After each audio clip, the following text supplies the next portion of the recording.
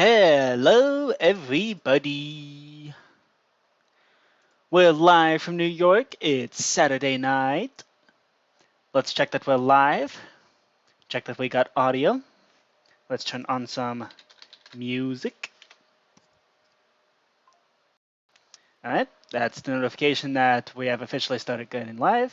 Do we have sound? Yes, we do. We can pause the preview then.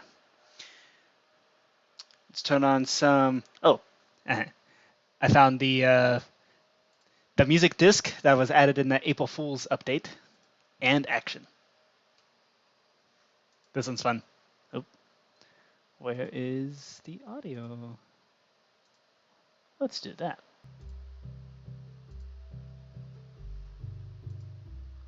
Yeah, this one's cool. I like this music disc. Let's turn that up just a little bit. There we go.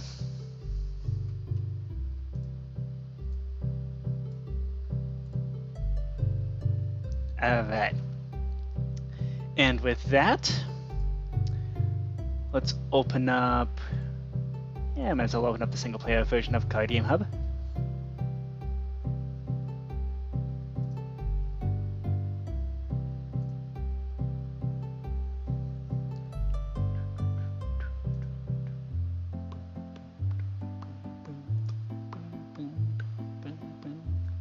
All right. Let's turn on some. I'm thinking battle minigame. That could be fun.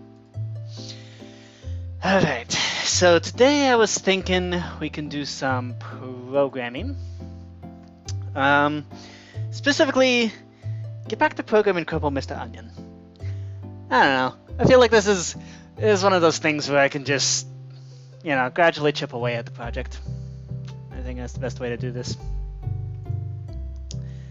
So I think today we can try to do... today I think we can try to do the primary game things, like not including all the modifiers and all that other nonsense.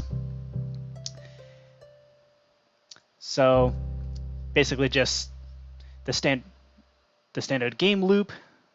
Oh, that's weird. I just saw this progress bar go backwards. Huh.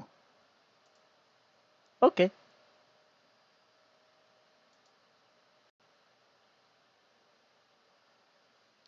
Alright. Turn on battle minigame. Yeah, I know what I'm doing. Okay. Here we go. So let's see. We need to do. So I got the standard game loop to figure out. Okay, so this is Ticket to Ride. I think we've done enough modification to Ticket to Ride. The only thing really left to do is test a lot of the modifications and then also implement the tech. However, I think I'm going to wait on implementing tech until we get the dialogue boxes, which will hopefully be next month, possibly in a couple months. So, exciting thing coming to the newest update to Minecraft. So in the meantime, let's hop into... We got Cripple Mr. Onion. The Terrence Towel game.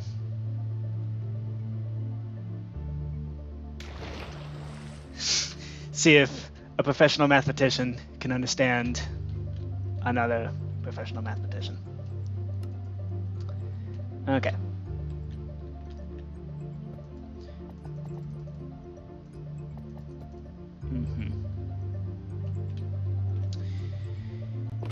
Yeah. Okay. So that's not great. Let's see if we can modify that. So it's click card. Excuse me. Can we make this more specific? What are the tag? What's the tag on this guy?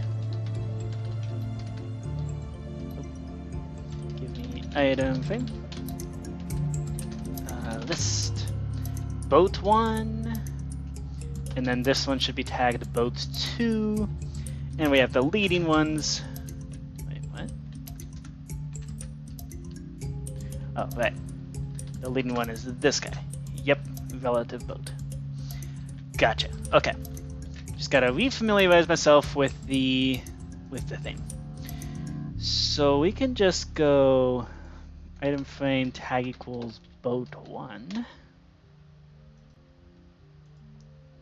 And then this could just be tag equals boat 2.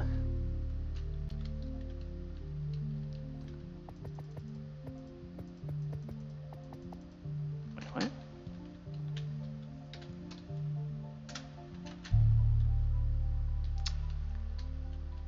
Huh? What appears to be the problem? Okay. So this is in... Oh. Wait, what? Where the heck is this? Oh. Okay, we should move that to regular outside the folder. That might be why we've been having problems. Yeah, actually, let's keep it inside the boats, because that's where we find these cards. Okay, here we go. Boop. Nice. And then over here, right-clicking with the card is exactly what will allow us.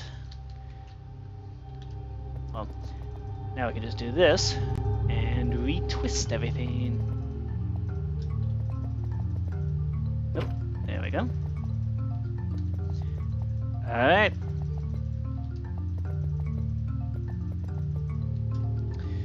Cool. Heck yeah.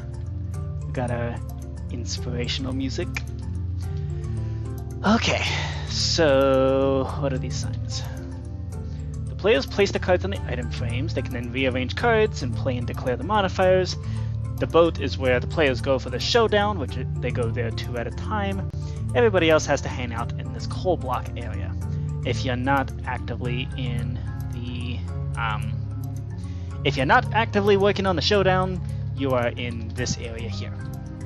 Okay, cool. And the boat is infinitely expandable, because that's how we designed it. And then we have the modifier book over here, which does all this stuff. Okay. We are going to need to modify how this book is done, because we modified how it's done with Ticket to Ride. Okay. Cool. And besides, today, we are not going to do modifiers. Because once you have modifiers... Oh yeah, I remember this. Yeah, no. Not today. Or not right now, anyways. What is this? Okay. That's the player armor stand stuff. That's the modifier triggers. Okay, and that makes the item frames invincible. Okay, cool. So, let's see if we can figure out how to do this. Okay, let's pop into activate game. And as for figuring out elder, dealer, all that other stuff, I think it might be best. Why do I have... Oh, okay, that makes sense. What is group ID? I'm guessing that's important. Okay. So this one is going to be player rank.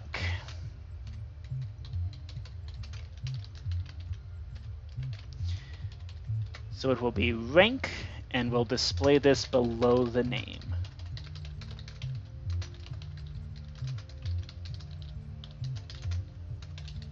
Below the name. So this is going to be how we keep track of the dealer, the elder, the younger, yada yada, all that stuff. Okay.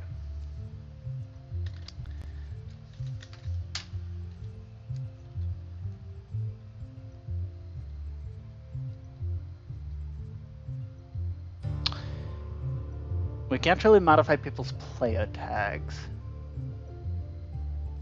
Ooh. You know, if my people... Well, we do need to still keep track of player rank as a number, because that'll be the easiest way to deal with that. And seniority wins. So... And everything's done in order from elder to younger. Okay. So, and that always goes in... Oh, wait. That's always just turn order. Okay.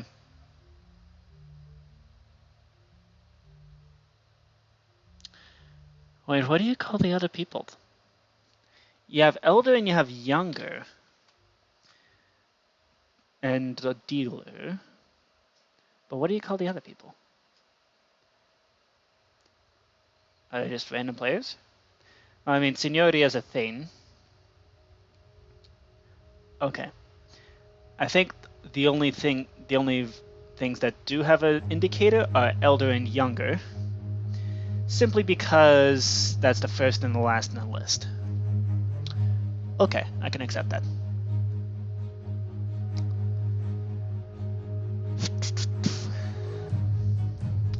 Right then.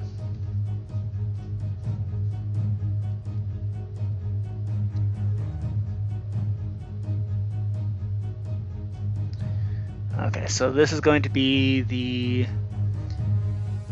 dealing the cards and then the showdown. Okay? Meanwhile, with the gambling version, we have things going a little more complicated. So you can manage the dealer's stake, where the dealer chooses the stake, places into the pot, and then when called upon, the player must either match the stake or fold. Okay. So when you're called upon, the player can make an extra bet against the dealer. And they name the amount and add it to the pot. Once all the non-folded players finish raising, the dealer must then place the amount equal to the sum of the raises into the pot, or else the dealer must fold. You could raise by as much as you want. You're not responding to the other players. You're just forcing the dealer to bet more. Okay, that's important. So it's not like poker. You could also have everybody place an ante into the pot. Okay. Then with the first round of dealing, after you discard up to your 4 cards, dealer chooses the stake, goes elder to younger to match or raise. Do that twice. Then the dealer chooses the stake a 3rd time and goes elder to younger to match it with no raising. Okay. Then the second round of dealing. Dealer gets 5 cards face down, sets a stake. Each player can buy 1 to 5 of their cards to be given face down instead of face up. Each one costs the stake, whatever that is. And then player sees what cards are about to be given out and chooses whether to purchase them to be face down. Yes. It's a question of, are you declaring those cards? Once player is given their cards, they can raise the stake or add 0. Right? Okay. They can either raise the stake or not. Or match, I guess. But yeah, I guess just not add any. Okay. Once every player has been given cards and they raise the stake or not, the dealer must pay the sum of the raises into the pot, or else the dealer roll is passed on without the dealer folding. Oh, this is the one time that so in the second round of dealing, that's where you could potentially hand off the dealer roll without the dealer having to fold. It's first given to the elder, who then must pay the sum of the raises into the pot or pass again. If it gets passed all the way around with nobody wanting it, everybody folds. Original dealer remains. Restart the round. Okay. Once the dealer roll pays into the pot, the dealer chooses a stake, then calls upon elder to younger to match or raise it. Do that twice, and there's no 3rd round. Then the showdown. Okay, winner claims the contents. If dealer folds at any point, the dealer roll gets auctioned off from elder to younger. Each player is asked to be the new dealer. First player to respond must pay the stake into the pot, and that starts the bid. And then if another player wants to be dealer, they must pay the stake plus whatever the previous person bid directly into the pot. Continue going around until there's one player left who wants the dealer role. And if the dealer folds and nobody wants to be dealer, everybody folds. Old dealer stays as the dealer. Start a new round. Okay, what's up, PhantomToast? I have returned to this insane project of Cripple Mr. Onion. We're going to attempt, what I think I want to do today is not touch this, because dealing with the modifiers and dealing with this nonsense involves dealing with this. This is intimidating. We're not going to deal with that right now. We're not even going to deal with the boats right now. In fact, yes. Instead, I think we should try to establish the game loop. And PhantomToast, if you want to join the server and save me from this nightmare of my own creation, feel free to. Please do. I would very much appreciate it. Okay.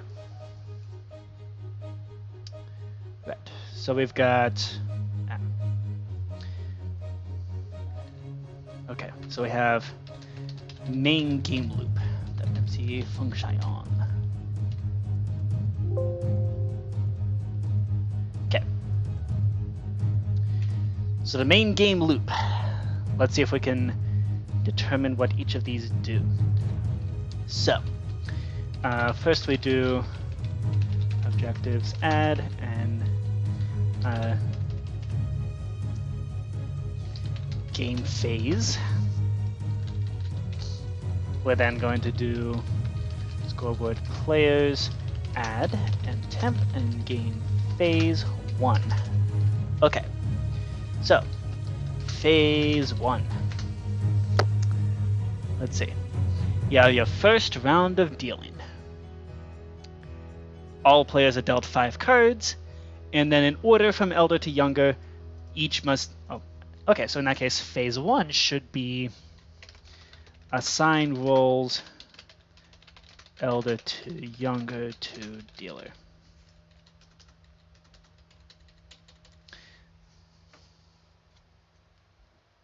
Actually, that's not totally relevant. We don't really need rank? Question mark?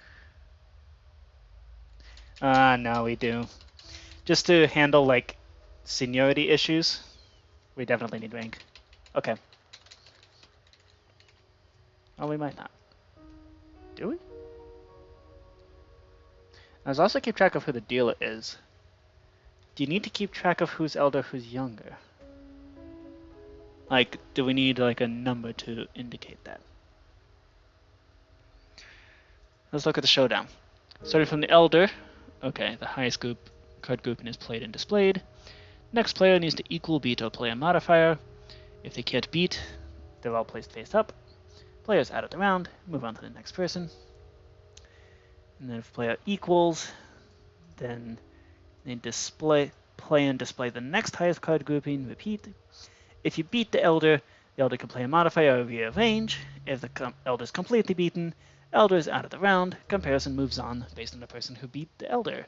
What's up, CJ Purple Princess? It's good to see ya. And it was awesome to watch the video of playing 5D chess with multiverse time travel. That was awesome. I'm so happy you got to play that. Hey, PhantomToast. If you're interested in getting some psychological torture, just saying, there's an option. Yeah. May 20th is the new April 1st, I guess. Look, I'm just happy you at least published it, okay? I'm happy you at least got it up. Okay? It was fun. And, yeah. I will say, your editing skills are much better than mine. So, I approve. Okay. And then you just keep repeating until it's one player versus the dealer, then compare the remaining player against the dealer, winner wins. And if there's a complete tie, the player of greatest seniority wins. So we just, in order to make this work, we do in fact need seniority as a concept. Okay. Cool. So in that case, phase 1.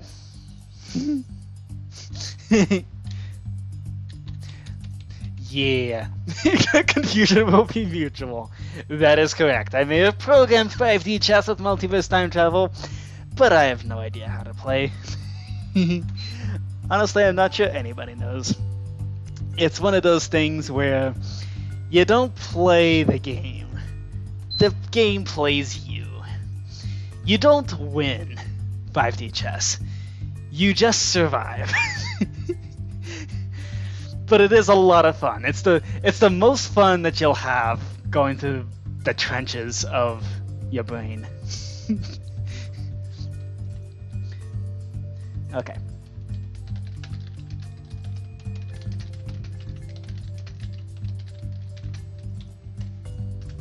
Okay.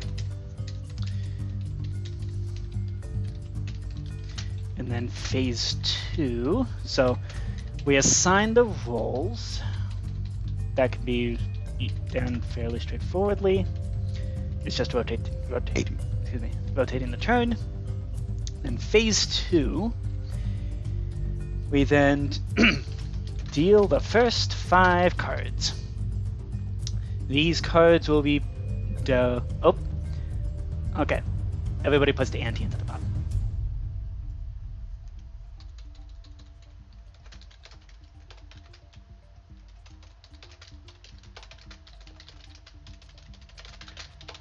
You put the ante into the pot.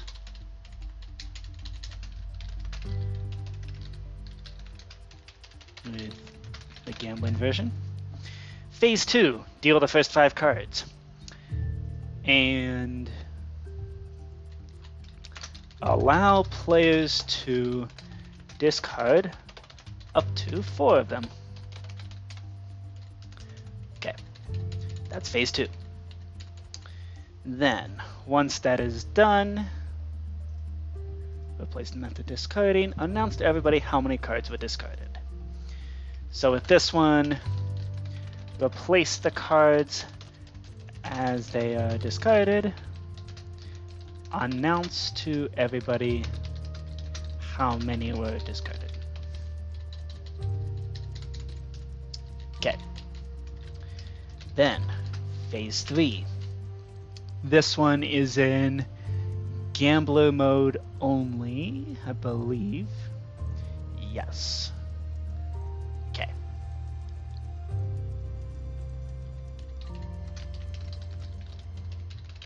So in gambling mode, this is where dealer chooses a stake, then calls elder to younger to match or raise. We'll have 2 rounds of that, followed by a 3rd round of just matching, no raising. Okay, so here we do execute in card games cripple onion if block. So if we're not doing the gambling version, we skip these steps entirely.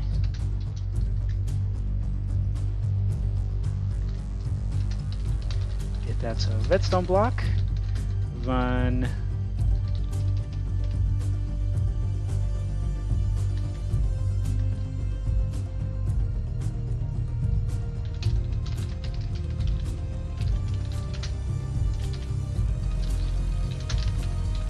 one, add 1 to the game phase. Okay.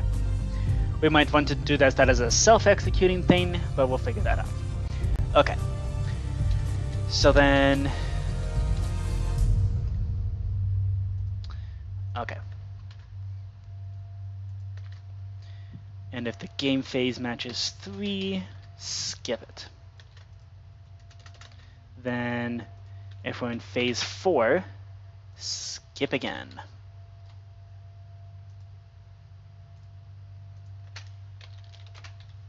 part 2.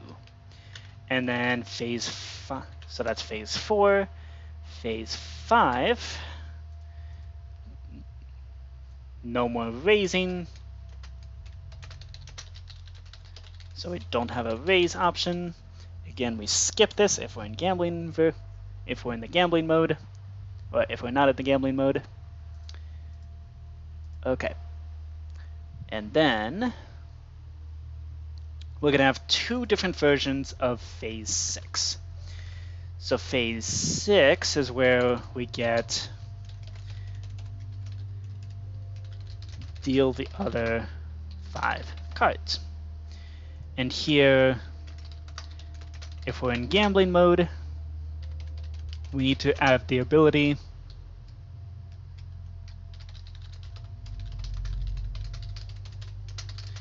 basically sets the price of getting a card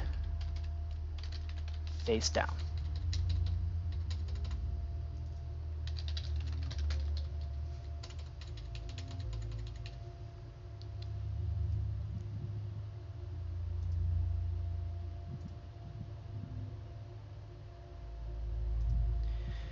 Okay, and if the cards are face up, they must stay that way, but they can be rearranged. I assume face up is the same as declaring that you have the card. So, deal the other 5 cards. Dealer gets, there's undeclared. Everybody else has their cards declared for them. Has their 5 cards declared for them. Okay. And we don't skip this if we're in not gambling mode. Okay. At which point we enter phase 7. Okay. From there. Once you're given the cards, raise the stake on... Wait, what? Okay. Once the player is given their cards, they can then raise the stake or not. Okay.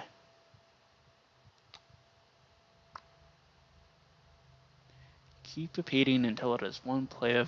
Oh, wait, no. All other cards. Okay. From there begins the showdown in that case, but in the gambling case... So in the gambling case, we're going to do... so you're going to do second round of dealing.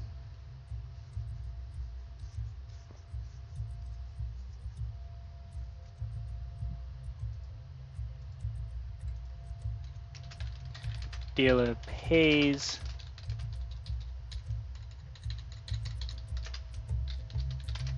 Players can raise the stake once they receive their cards. Oh, you gotta start up Minecraft? Okay, awesome. Please join the server. This is a lot to be dealing with. I'm just building a framework right now. So dealer pays the sum of the raises, or else pass on the dealer token. If we're not in gambling mode, we skip this round. In normal game, or in gambling game, this is where potentially things could...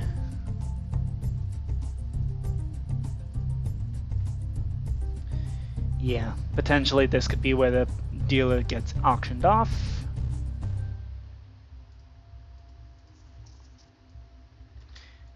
Which then kicks off phase 8, assuming the dealer finds a home, at which point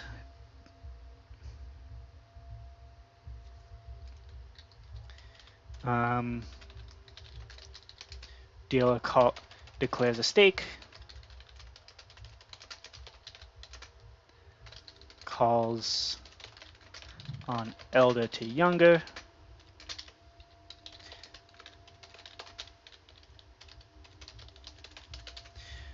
Oh, but it might get rearranged at this point.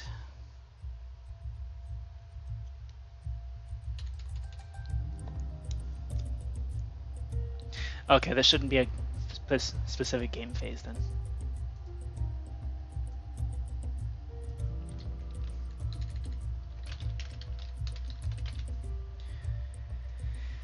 Okay, so this is something where we skip it if we're not in the gambling version.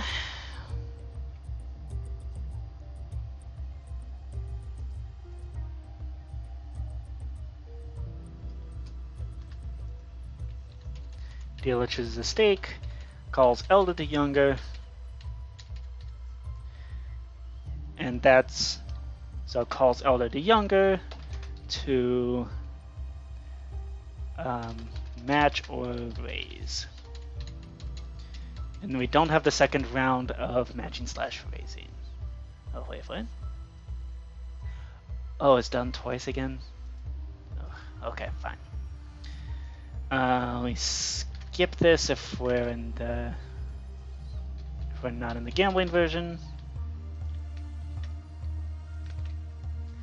And then phase 9, we do that again.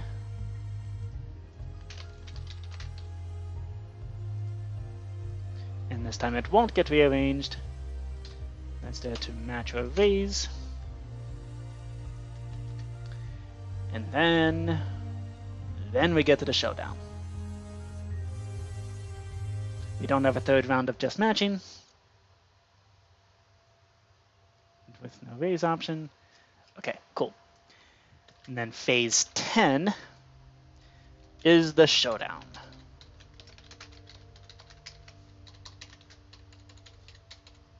Okay. And the showdown is going to be its own loop. That's going to be how we deal with who wins with the showdown. Okay. Yikes.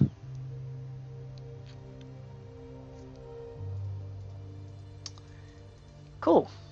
All right.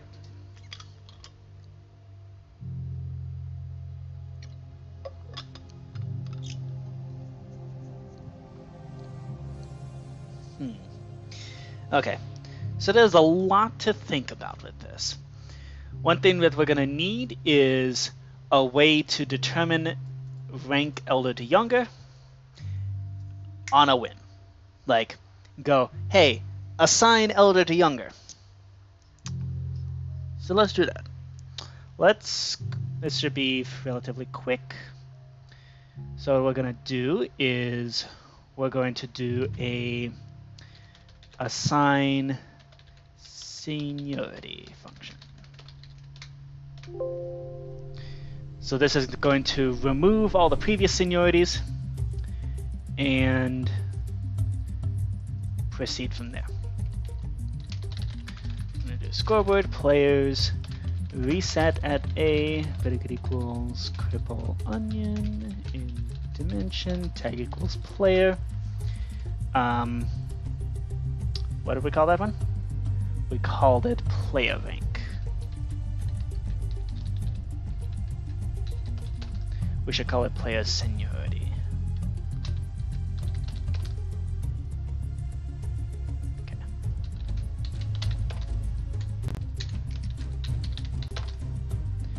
Okay, cool. We're gonna have a player seniority. So it's going to reset and then reassign. So this is going to do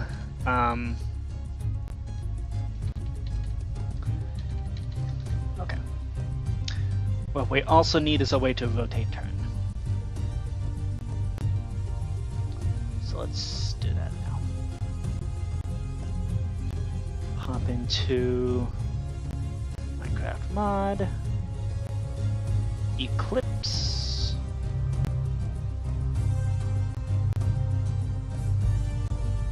outputs, hop into here and there. Alright. We need to open up Eclipse, and then we're We need the ability to rotate the turn and then also rotate the marker. So we need rotating turn. And we also need the rotate. Let's do that. Oops. Back. And then this one is the rotate seniority.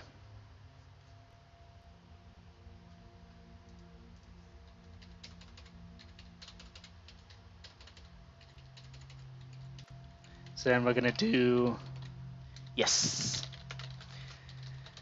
The music is quite dramatic. This is from the Battle Minigame, Minecraft soundtrack. Okay, so the dealer, we will assign them player seniority 0. Okay, then from there, we're gonna do tag the dealer.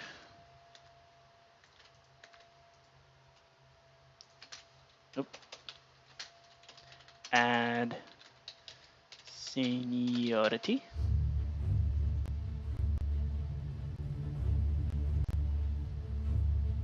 All right. Back. All right. Let's pop into rotate turn and create our thing. So we're gonna have 7 players. Instead of your turn, will also be seniority. This is in Chinese checkers. This is Crippling. We're gonna put this in rotate seniority. This is in type card games. We're not gonna use this. We're gonna use this. Okay. Cool.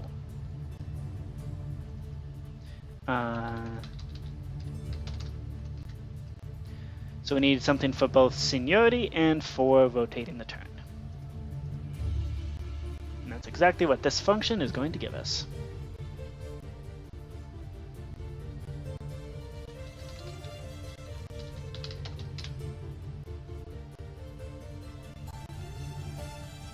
Alright. Come on, Java. My name is JavaMonk. Come on, Java. Do your thing. Okay, cool. We have a function to rotate the seniority and also stabilize seniority. Cool. Nice. Okay, so I'm gonna pop that into there. And I'm gonna move this over to here.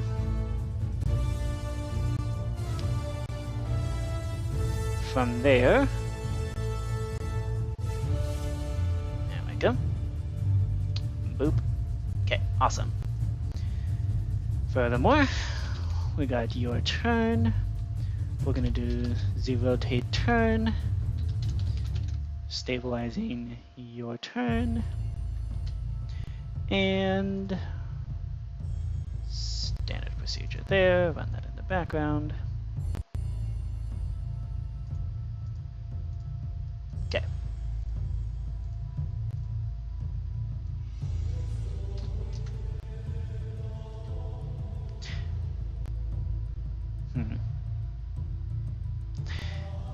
Nah, that's not what we're looking for. We need to think through. Before we try to do like a rotate turn thing, we need to decide when that actually happens. Because normally, the winner of each round becomes the next dealer. So we're using an apples to apples kind of strategy there. And then, as far as rotating things goes,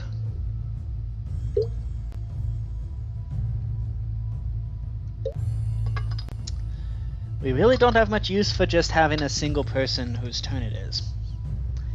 That's not really a thing.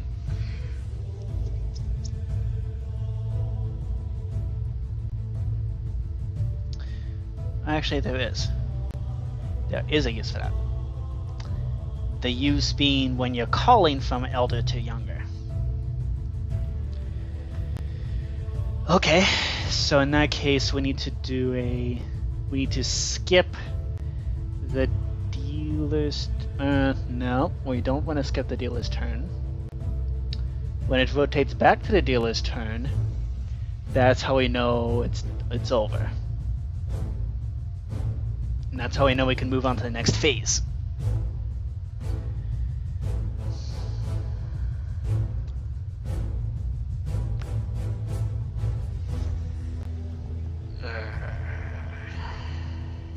Yeah, I guess I can have your turn.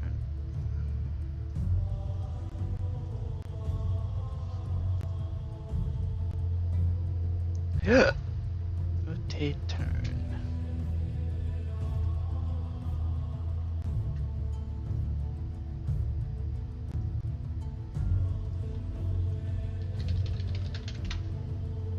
Alright. So now we have the ability to rotate turn. Cool. And also figure out seniority. So when we rotate the seniority... Okay. So it rotates the Thane and then stabilizes. Good. Okay. So what we want is... When it comes to assigning the seniority, we tag the dealer.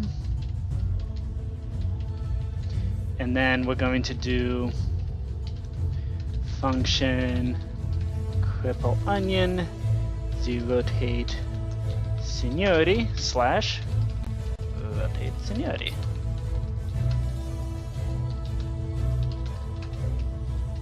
Okay. So the dealer has seniority 0. Then we rotate that person.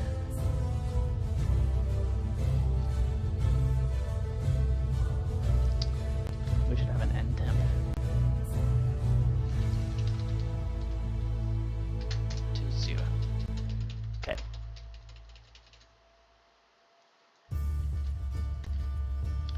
So we add seniority. We're then gonna do operation.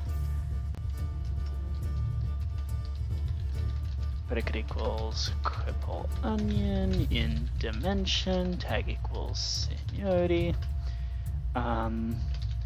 Player seniority equals ntemp and player seniority. Okay. Then we rotate. Rotate and bump up. Just set that. And then bump up the player seniority, that will be assigning. From there, we do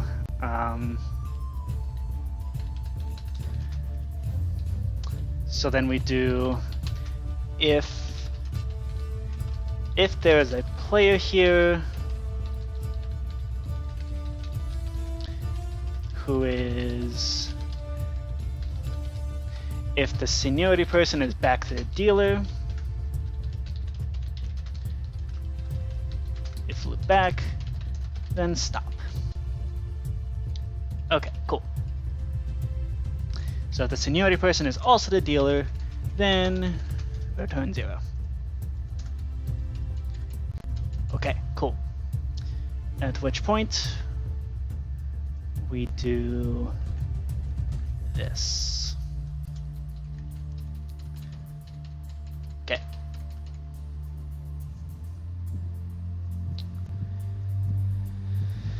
Cool. From there, we're just gonna do this 7 times. So player 1 is dealer, player number 2, 3, 4, 5, 6, 7. And it should stop if we run out of players. That's 1, 2, 3, 4, 5, 6, 7. Excellent.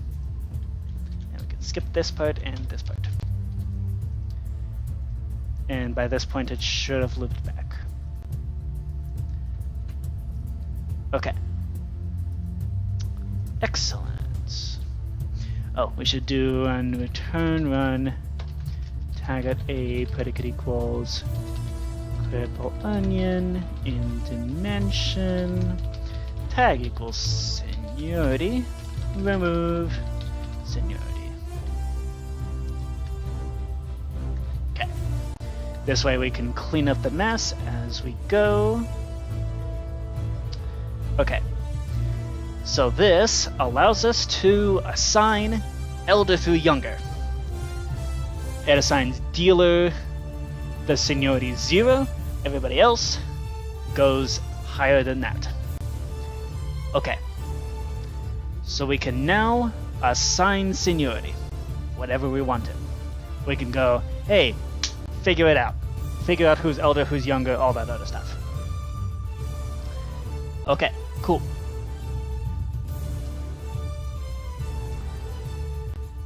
So with that, we then need to do then we don't need to do that. Okay. So in that case, more things that we need to add include things exclusive for the gambling version. Those being the following. So we need a pot. We need an ante. Do an ante, a pot, and we also need the stakes. This one, I think we're gonna use a trigger for that one. Okay. Cool. So this is exclusively for the gambling version. Cool. All right.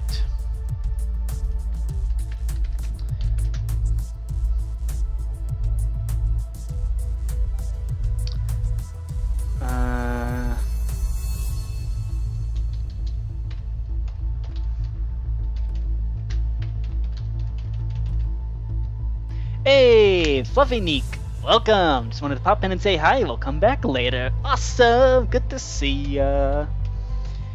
Okay, let's get this. Hey, we've got PhantomToast is back.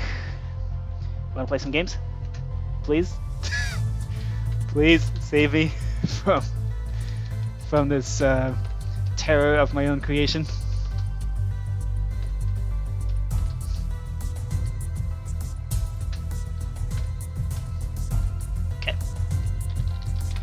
Reload.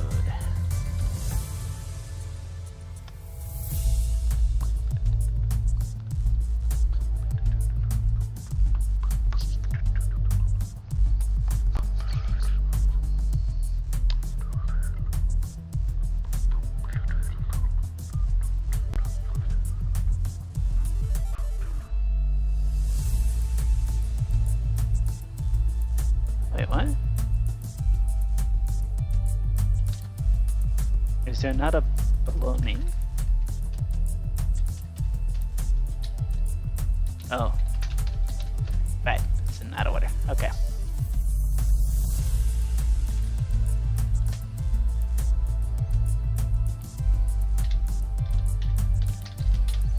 Okay, so we gotta reload. And actually, data pack disable.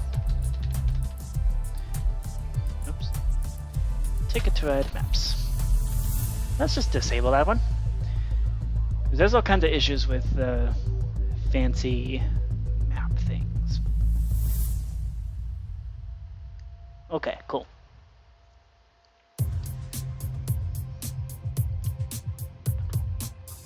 Okay, cool. So with that, activate game. List the objectives. Okay, cool.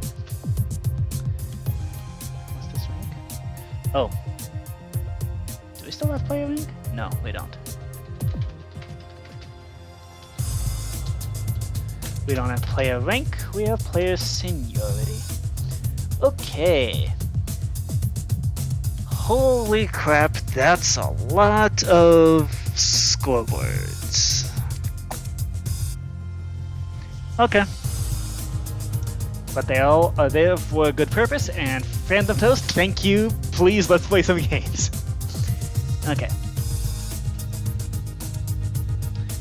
You know what? It might be worth making a to-do board. Do our standard cork board, aka dripstone blocks. I don't know why, but having the to-do list on dripstone just makes sense. It's like a cork board. I don't know. Oh yeah, it's Phonics. Okay, cool. So we're gonna have a to-do list for the gamblers version and a separate to-do for the non-gambling version.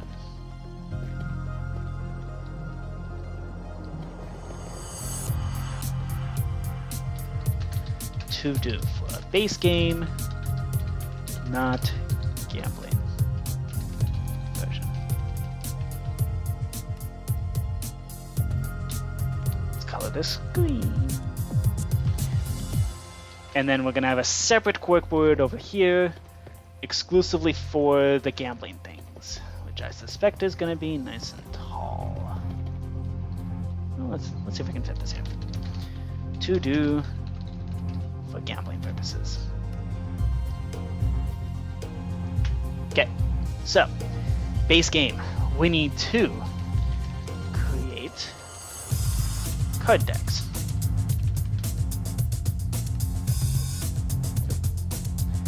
This needs to be black. We need to deal cards. We need to auto-declaring cards. Actually, we just need to figure out how to do declaring cards anyway. We need to do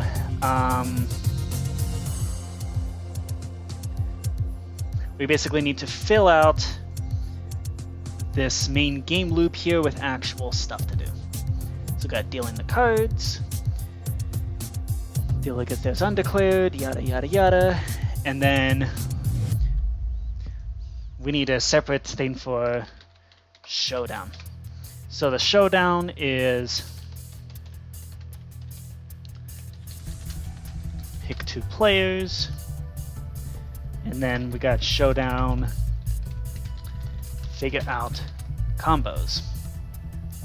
That one's gonna be complicated. Okay, declaring the cards, dealing the cards, creating the card deck. And then we have, okay. Then Gambler's version, we need to create the pot. Oops. We need to set the ante. We need to set the stakes.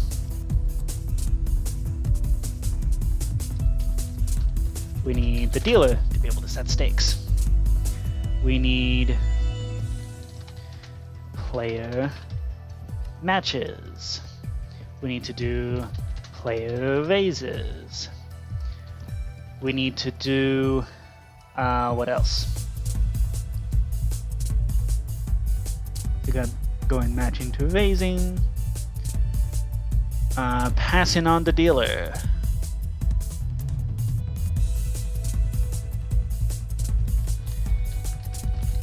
Passing on the dealer token.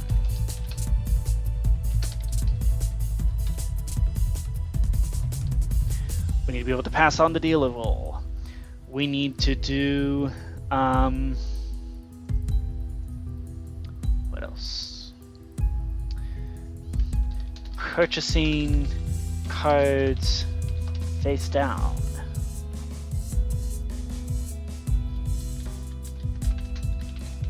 And specifically purchasing cards to be undeclared. Okay, cool. Lot to do, but I think this is doable.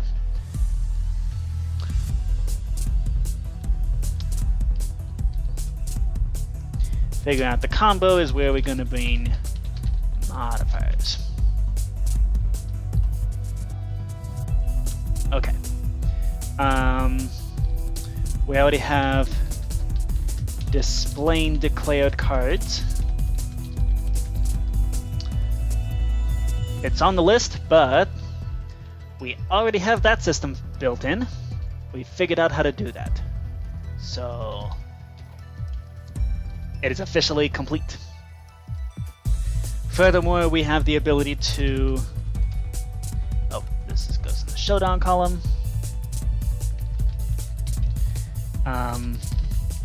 Add, subtract from the boats. Also, there, and then we already built that in previous live streams, so we can take that off the to-do list. See, look at that. We're already making progress. Okay. There we go. I think... yeah. Okay, this is manageable. I'm less intimidated now. We have a much more clearly defined to-do list. We have a much clearer idea of what's left to do and how to do it. And I've got the inspiration to do it. So, we do need to add this on as part of the showdown thing. Modifying cards.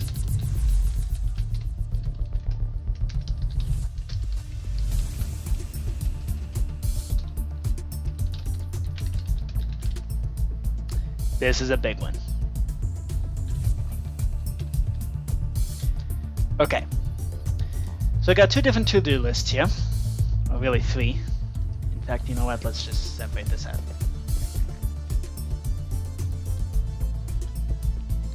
So this is to do for showdown.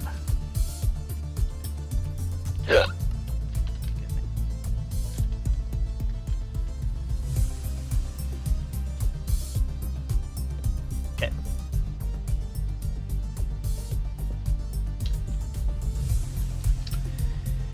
Right. So we got pick, move two players to the boats. We've got figure out combo. And we have modifying cards and values with the adding the cards and values. Add a subtract from the boats.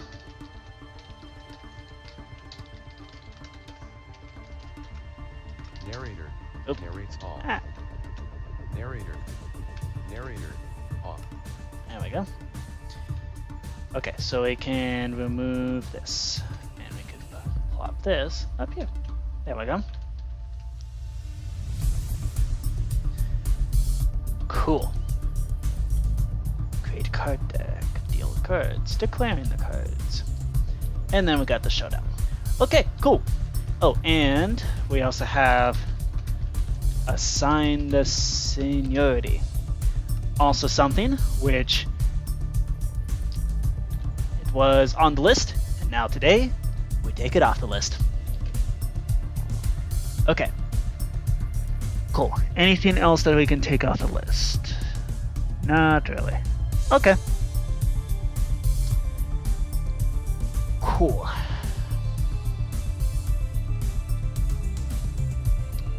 Okay.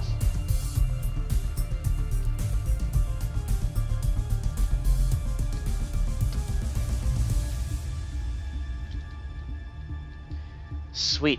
Okay, look at that. Making progress. Okay, let's play some games now. No more screwing around. Let's do some screwing around.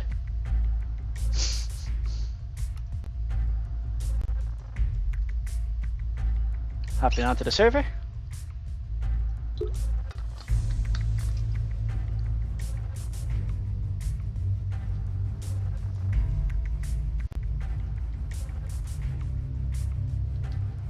We're in Ticket to Ride. Oh, CJ and PhantomToast are already here. Hello.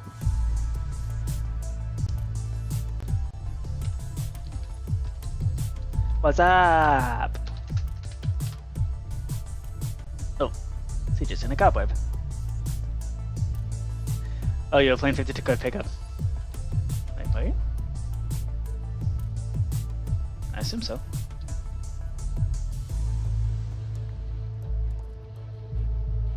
Shouldn't there be a scoreboard for that?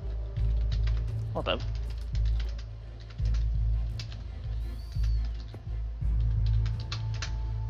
Oh, you already finished projective set. Cool.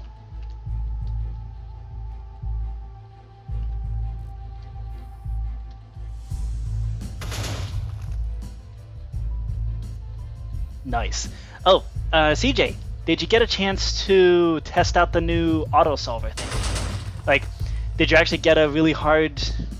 Did you get anything really hard that you needed to use the auto solver for?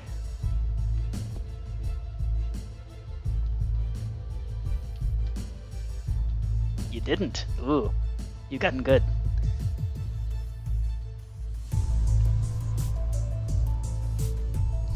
I think it's a pretty cool thing, if I do say so myself.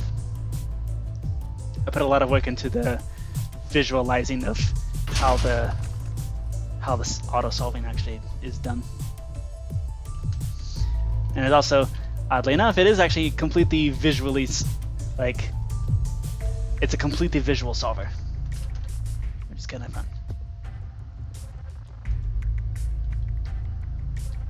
Yay!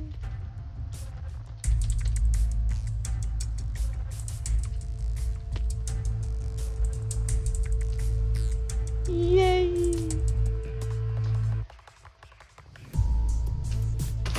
Oh, we're doing projector set, I guess.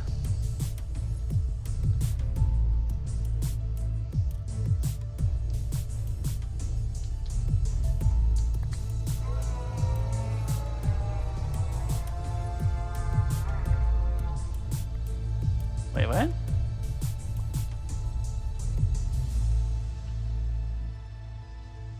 Okay, first off, let's crank this up. Oh, aha! I forgot something very important. I forgot to actually make it so that she can toot the horn and actually do something. Dupe. Duh. Okay. CJ, where'd you get that? Did you pull that from creative mode?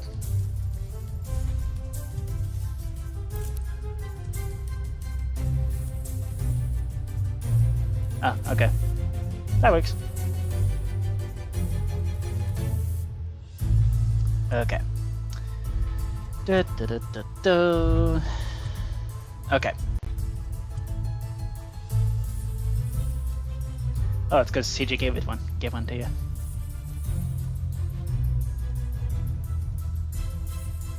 Ah. This would be why.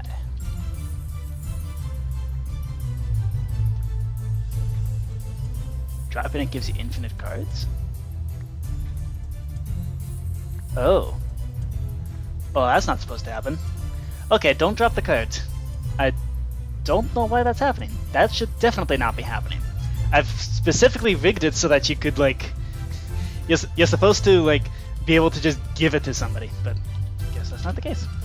Okay, either way. This gives us ample opportunity to use up these secret cards, and... yeah. Okay. They look like pizza boxes. Yeah, they do. Okay. So, it should work now.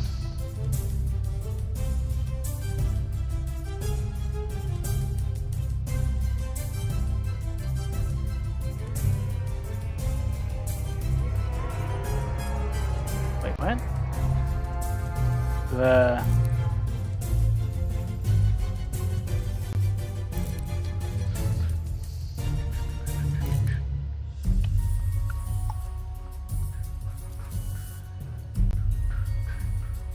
Oh, I see.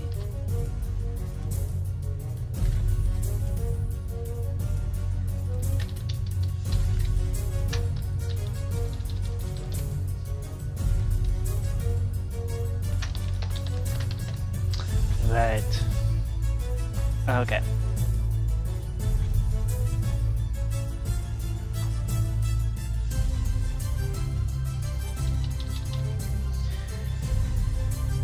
We need to make a special exception for projective set because this particular game doesn't have the ability to register you as a player.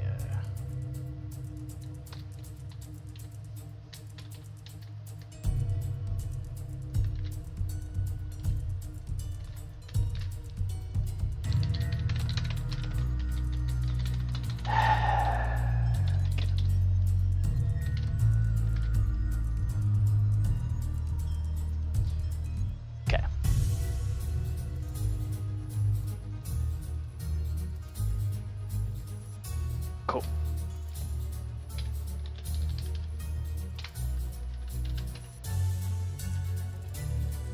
Okay. Try it now. Ah, there we go. Aha! You can watch the solving at work. Oh! Oh wow, check it out.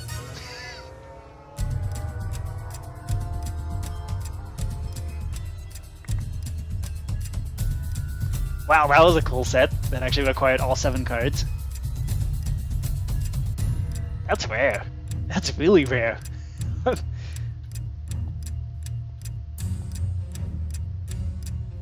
Yeah, and you can still select and choose, but... Wait, what? Did it not work?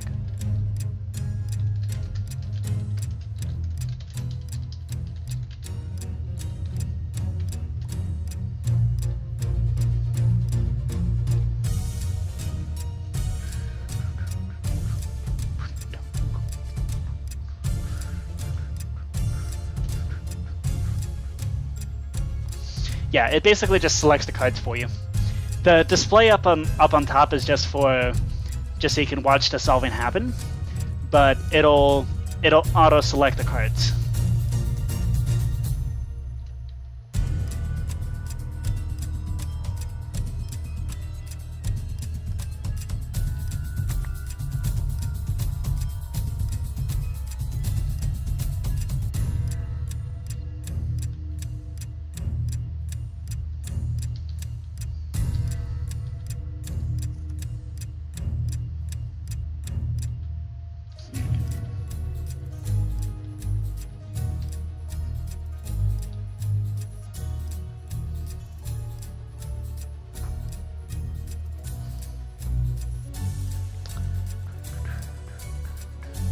Oh.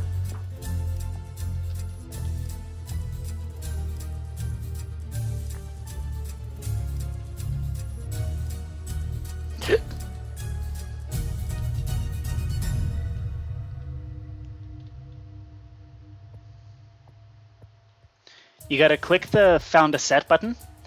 That will give you the option to select, and then yeah. Or you can toot the horn and watch it auto-select for you.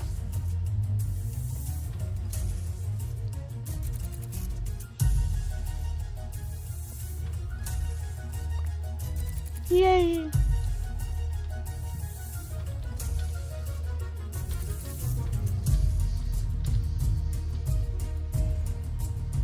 Yay! Yes, you did. The goal is to get an even number of dots for each of the dots. So each of the dots, you should have an even number of each one. So yeah, that's the whole point. Grab a collection of cards that does that.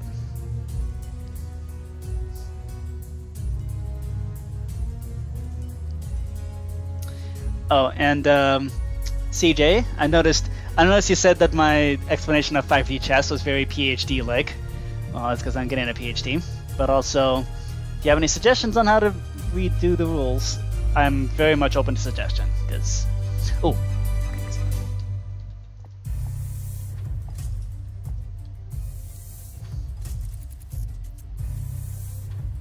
Yep.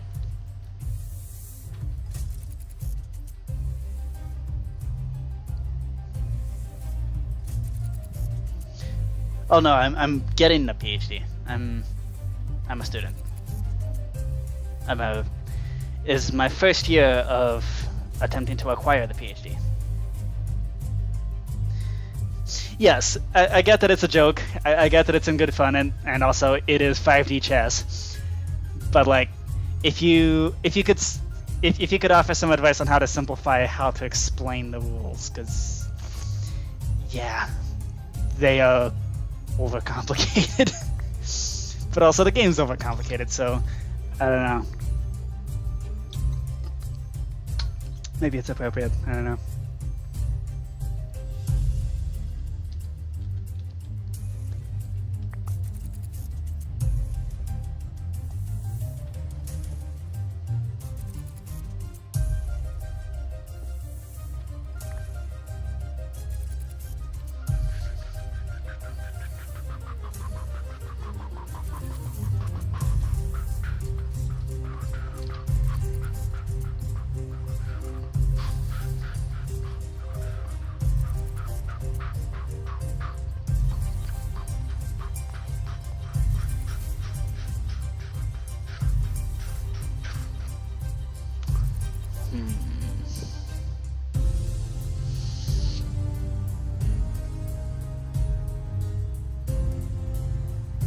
CJ, you see anything?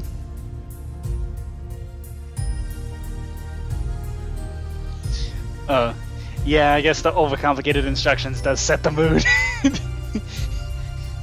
There's a reason why the game rank is OMG, because it's so ridiculously complicated.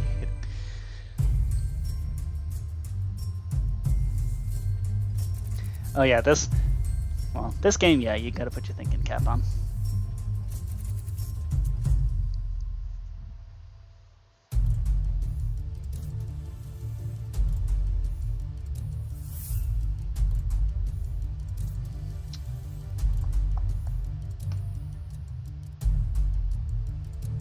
Uh-oh. No! Phantom's gone!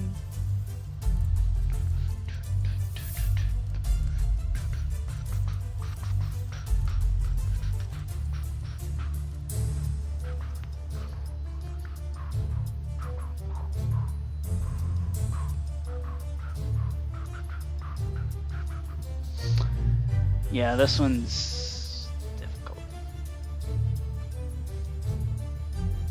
See, the main strategies that I know with this, but with projective set in particular, are kind of the more basic ones. So it's kind of like with basic Minesweeper. Oh, yeah. So, the basic strategies with projective set. If there's any color where there's only one of them on a card, if there's only one color, I don't think I'm explaining this well. Across all the cards, if there is a color on it which is not present on any of the other cards, then that card cannot be used in a set. And that's because there is no other card that has another dot that can combine the two together and make an even number. Similarly, if you do have only two cards that have a particular dot on it, then either, when you make a set, either both of them have to be present in the set, or neither of them have to be present in the set. And that narrows down the possibilities a lot.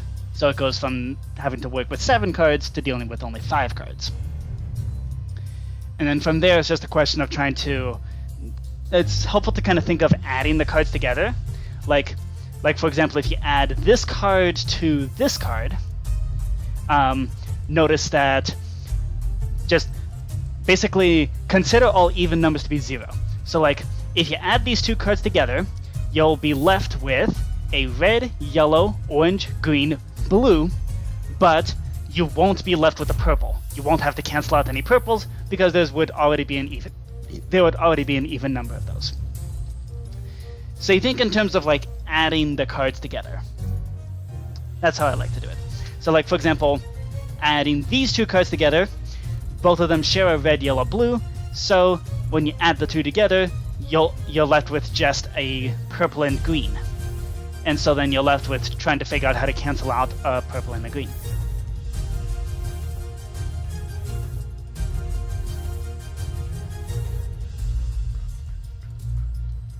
Yo, CJ. If you don't have any ideas, PhantomToast, I may ask you to toot the horn. Because this one looks like one of the ridiculously hard ones.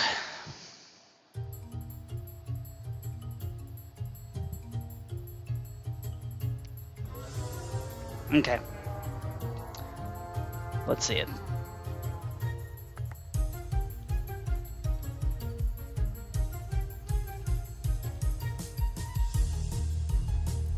Oh. Yep.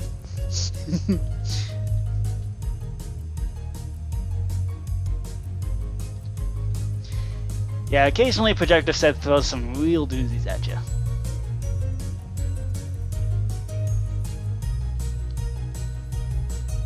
And unfortunately, like most math problems, once you see the solution, oftentimes it makes you feel really dumb for not having seen it sooner, which is unfortunate. Yeah, it's a complicated one.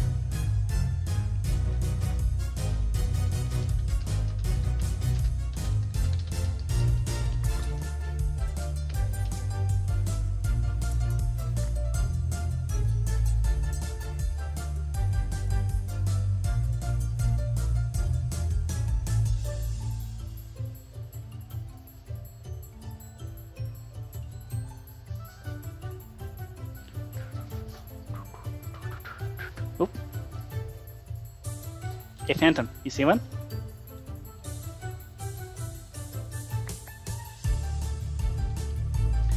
So here's where the addition comes in practice. Nope, there are no turns. You just grab the cards as you see them.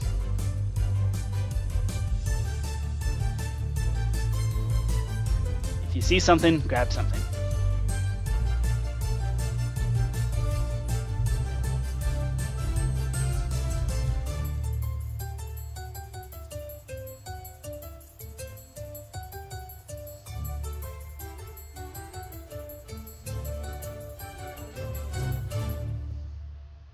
Ooh.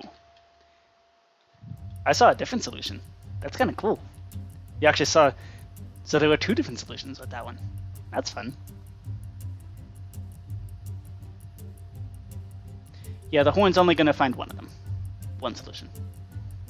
Yeah.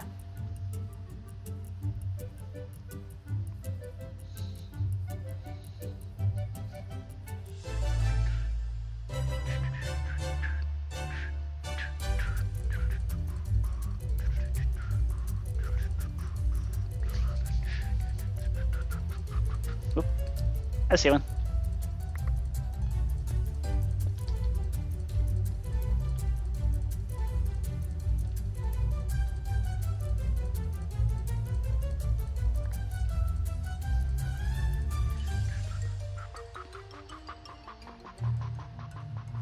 Oh, here's an example with the 2-card thing, right?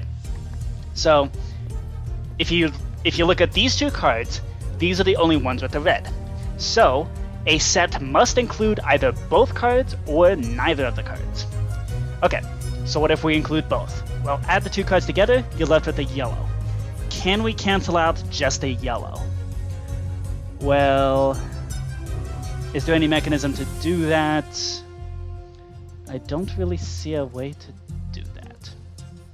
So, this is probably a case where neither of them can, neither of these 2 cards can be used in a set. Okay. So now all you have to worry about is those 5. Adventurous Kevin McLeod. Yeah. This is the Minecraft Battle minigame. Specifically, it's the Shrunk section. Kind of fun.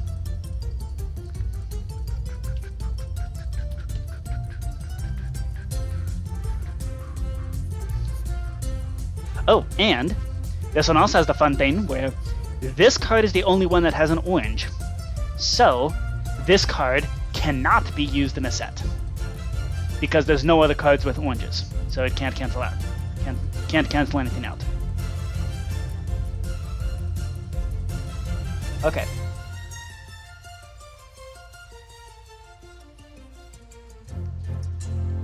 Okay, so there's only really there's only really 6 cards to worry about in the first place. Meanwhile, the pressing issue. Yeah, do we include the Reds or not?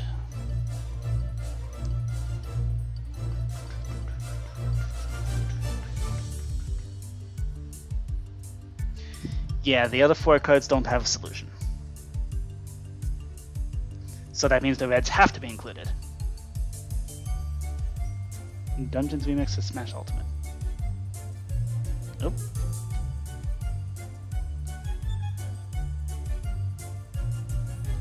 Oh, I just got a message.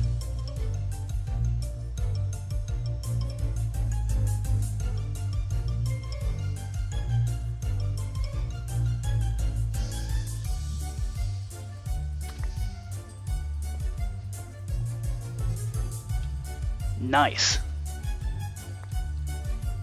Yay! Okay, unfortunately we gained a lot more oranges doing that. Yay! Oh, but we have a similar thing going on here with the yellows. These 2 cards here are the only 2 that have yellows. So if you add the 2 together, you then have to figure out how to cancel out orange, green, purple. How can you cancel out an orange, green, purple? Well, this one cancels out an orange, purple. Can one of these cancel out just a plain green?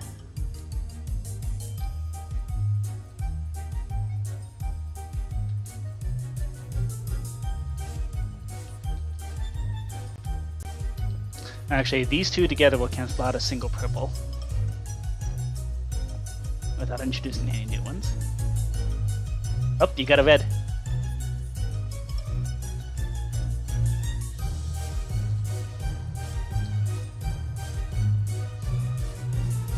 You gotta cancel out that red somehow.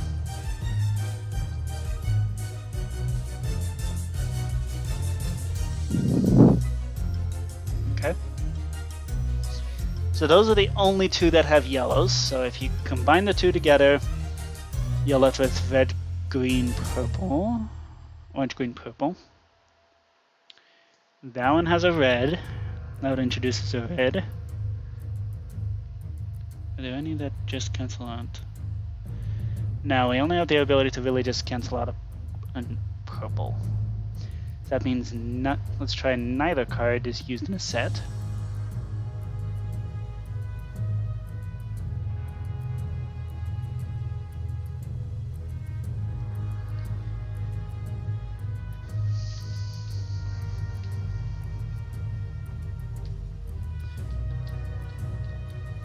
Yep.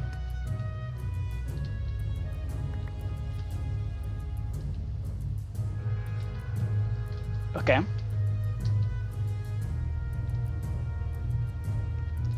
And then if neither of those yellow cards are used, then that means this one cannot be used because it's the only other one with a blue. Oh. Yep. Yep. Oh yeah.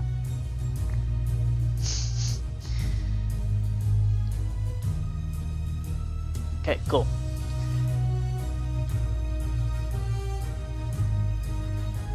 Yep. Do I have any other It's okay. Do I have any other pairings? Paired colors. Oh, okay. These 2 are the only ones with orange. Okay. So if you add the 2 together, you're left with yellow, blue, purple. Right? No. Red, yellow, blue, purple. Okay.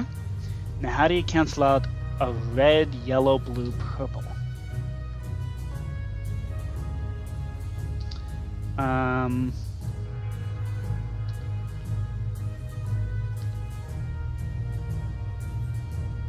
Oh. This one lets you cancel out just a blue on its own. And then this will cancel out the rest of them. Wait, that doesn't make sense. Forgot about the green.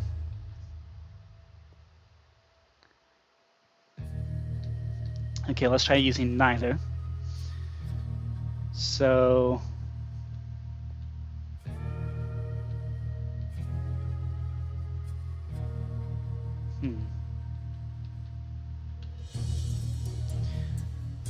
All but one of them have a green. That's interesting. I don't really know how to strategize with that. Oh, this game is called Projective Set. What's up, Fluffy Neek? So this game is called Projective Set. The idea is you have 7 cards laid down. Each card can either has 6 dots on it, or 6 spaces for dots. And your goal is to find a collection of those cards, or find a set, where for each dot, the total number of dots across all the cards adds up to an even number. And recently we just added an auto solver. So CJ's kind of a... So there's kind of the lore with this... not so much the lore, but it's just the truth with this server. I make the games, CJ dominates the games.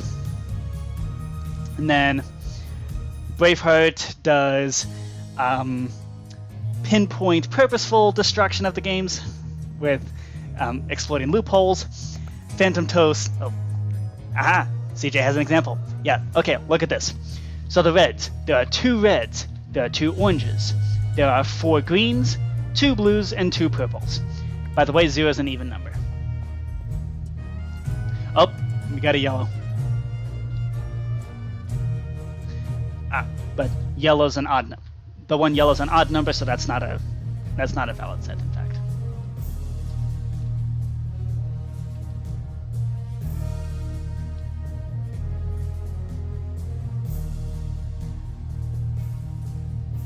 Oh, it looks white?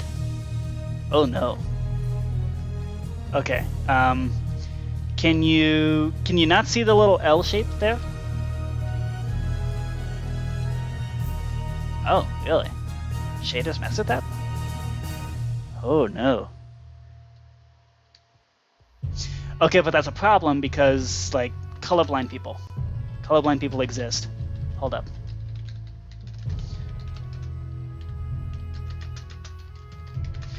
I mean, so the way I've been doing colorblind testing is summoning a creeper. Let's move the creeper somewhere else. Actually.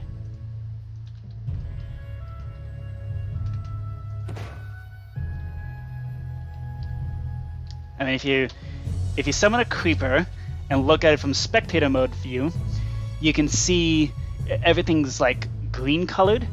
So you can look and see, like, can you tell the difference between the colors? And here it's really hard to tell the difference between, say, orange and green, but that's fine because that's what the symbols are for. Oh, darkness takes over? What do you mean darkness takes over? Oh, because it's only lit up with candles. Oh, sorry. Sorry, the hammer's just too fun. Okay, what does your view look like? Let's see here. Oh. Oh, interesting. I think there's a brightness setting for most shaders. Yeah, I don't know if y'all can see this. Here's what CJ's view looks like right now, which is unfortunate. Okay, but also, you should still be able to see the yellow, though.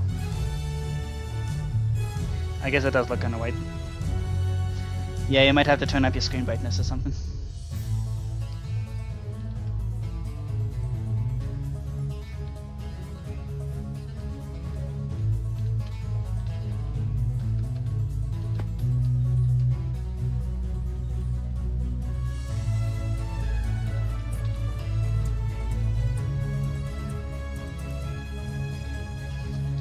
Okay. So anyways, CJ, do you want to solve this one? Just auto-solve it?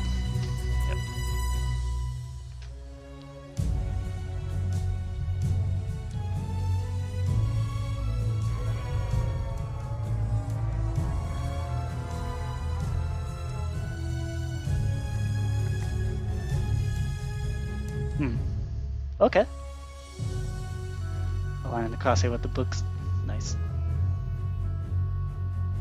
Yep, that looks like a solution.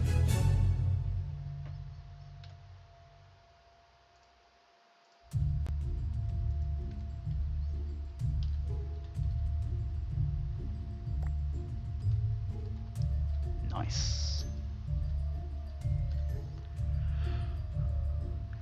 Oh, good. Turn shaders off. That's good.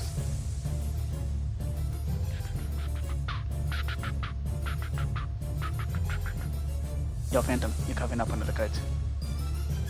Well done. Thank you. Okay, so here we have these two cards are the only ones that have a blue. If you add them together, you're left with a green purple. Ah, and this one's a green purple right here. Huh.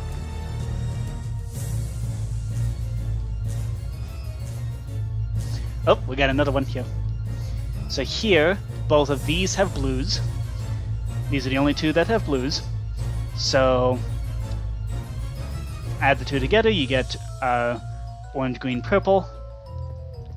And that's an orange, green, purple. Some of these are relatively straightforward. Oh, we're down to the last ones. Okay, now the question is, does this one have one set or two sets?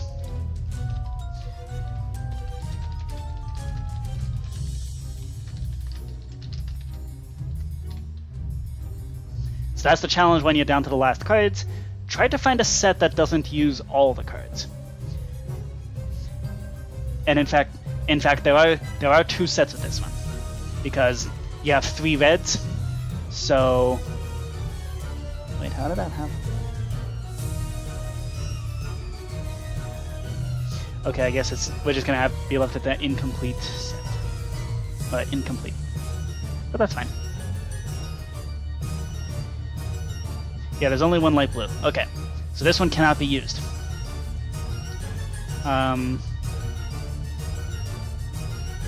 Cool. Well, that helps. So that means those two are paired reds. So those two are paired reds. So both must be used or both not used. Yeah, go for it. Go for it, PhantomToast. Add the two together, you get a green purple. Can you cancel out a green purple? Or use neither of them?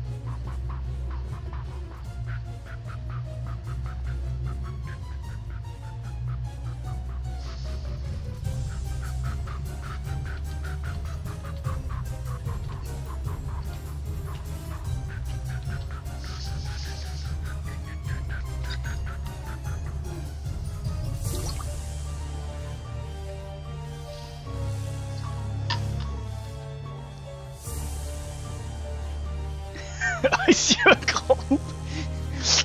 Blue ice. This is just a glacier. Just straight up a glacier. Oh, what a warmer. Packed ice, I guess. But I guess normal ice at this point. Yeah, so both of those have to be used or neither. Icicle is still a white. Yep, so both must be used, so I have to cancel out a green purple somehow. Oh, yep. Yay!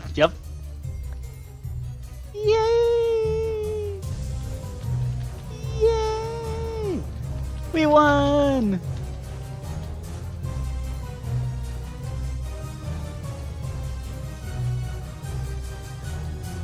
Nice.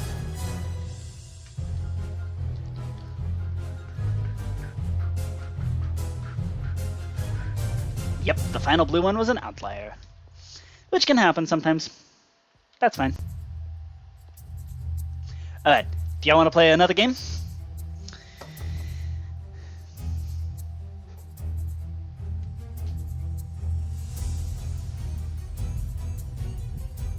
Alright, what game?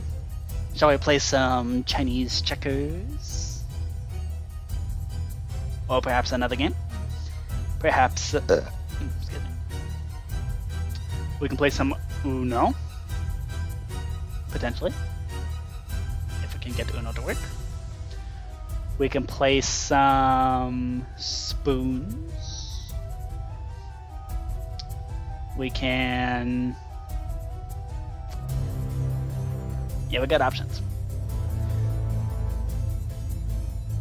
Maybe this time Uno will work. Yeah, let's try it.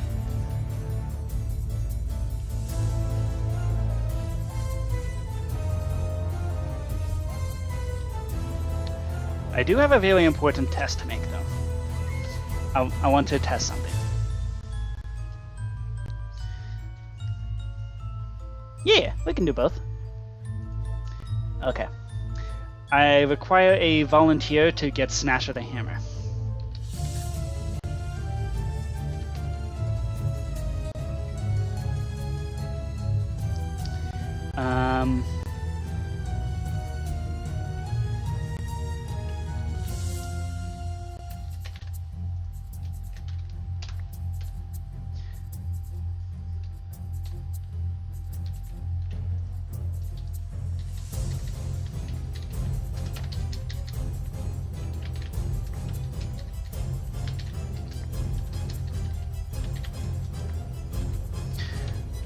Okay. I need a volunteer to get Smash with a hammer. Because this may be... Oh, you can... Okay, cool. Ah! Can somebody please hold... Okay. Can y'all please hold still?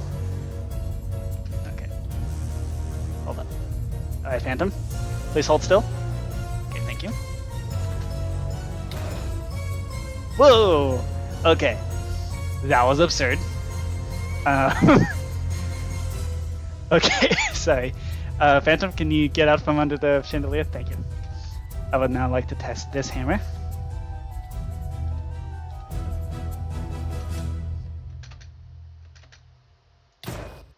Whoa! Okay. Okay. How about a little tiny... How about a tiny one? Whoa! Okay. Cool. So Windburst 10 does actually do something. That's good. This is the Windburst enchantment. Yeah. Test out Windburst 10.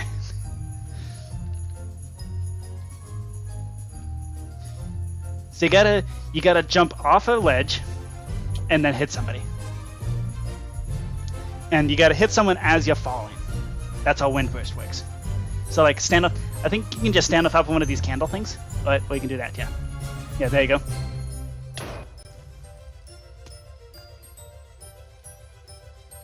Yeah.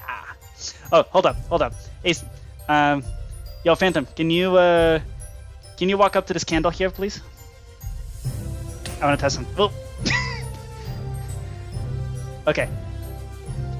Okay, hold up. I want to test something. CJ, can you walk up to this candle, please?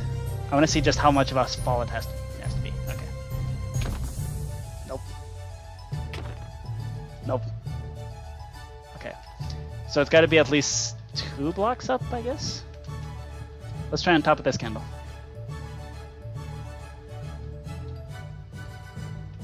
Hold up. Okay. Can somebody walk up next to this candle, please? Okay. Oh, ouch. Hold on. And Windburst 10 should, like, shoot me to the top of the roof. Okay. Here we go. Nope. Whoa! Yep. Okay. Holy smokes! Wait. That's just Windburst 6? Wait, hold up, where'd my Windburst 10 go? There's our Windburst 10. This green and gray cubes are testing. Yep. Aperture science moment. Improve open princesses instead of shells. Is it shell or shell? I don't know.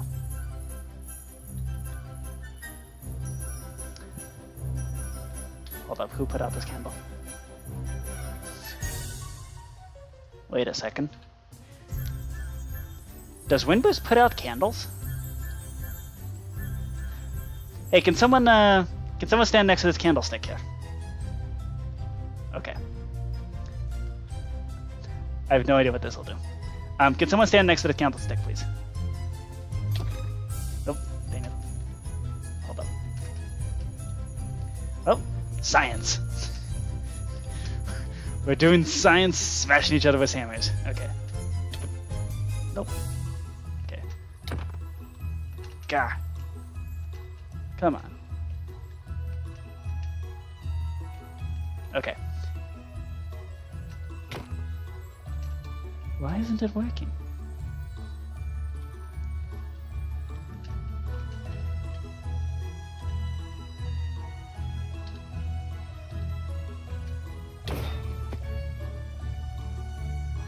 Yo! It does put out the candle! Fascinating. Okay. Hold up. Can we do the most over-the-top birthday cake put-out candle thing? Because I know you can put candles on top of a cake and it does a thing. Yeah. Let's do... Ah. No! I want to put candles. Can I put candles on top of this? Doesn't have to be anybody's birthday. We're just gonna do the most over-the-top, blowing out the candle thing possible. Okay, here we go. And... Dang it. We do it we must, because we can.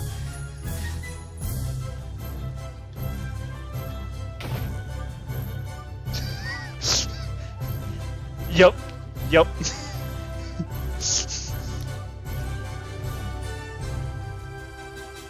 Oh.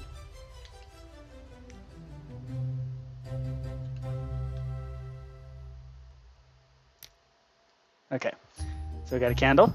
And now Braveheart, please hold still. Yeah. Okay, hold up.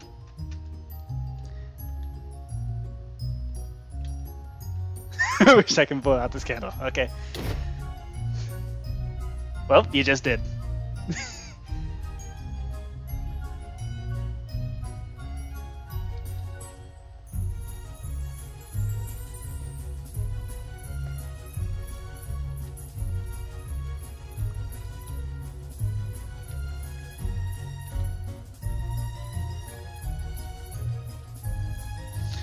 Okay, so Braveheart, the way these hammers work is you go from a high up surface and you smash down, and that deals a ton of damage. And then, because of the enchantment on this hammer, it'll also propel you upwards. So as CJ is about to demonstrate, it also launches you upwards.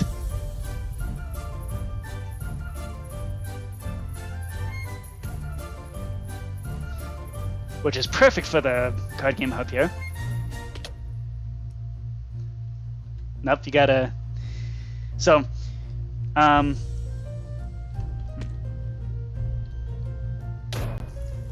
Boom. Nice. How'd you like that?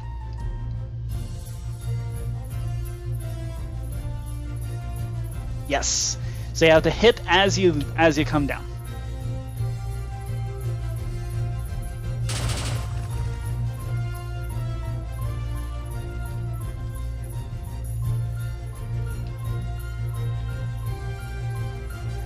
Blow out? You mean blow up? Well, yeah, but it does blow out the candle as well. Yeah, close enough. Oh, Braveheart. I don't believe we've played Chinese Checkers. And we also have not done... Have we done 4-person Battleship? No, we haven't done 4-person Battleship. We gotta do 4-person Battleship. Oof.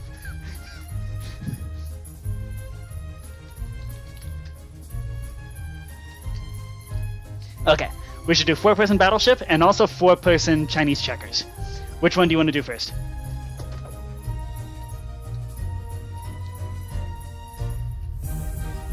Battleship or Chinese Checkers?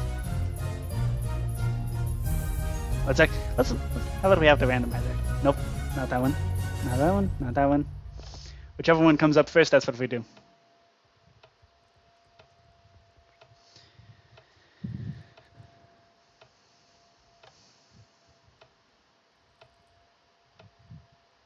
Chinese Checkers. Okay.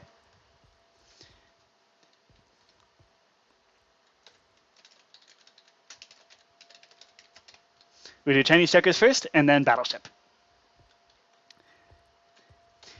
Braveheart, do you know how to play Chinese Checkers?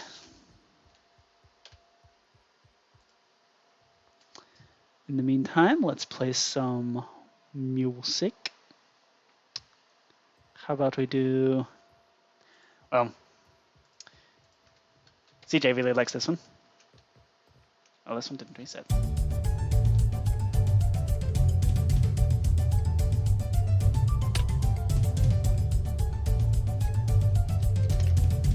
Weird.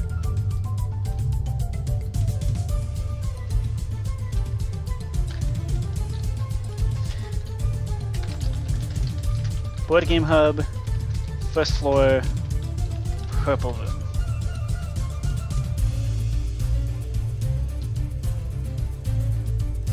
Yeah, Tumble Minigame.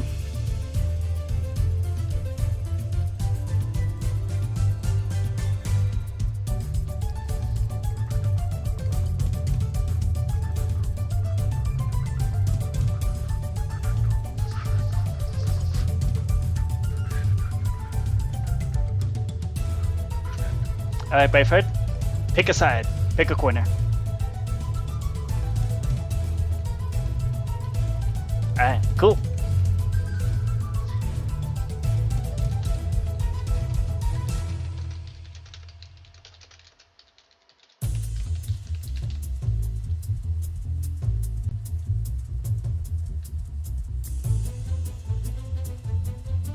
Nope.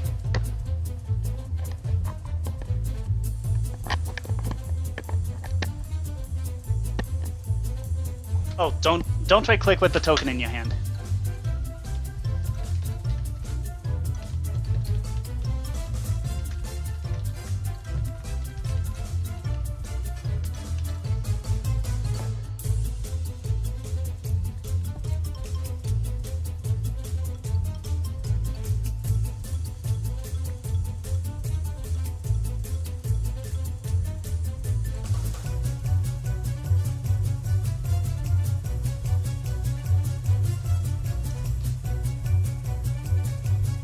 Yeah, the loading screen is there because sometimes the bouncing can get pretty crazy.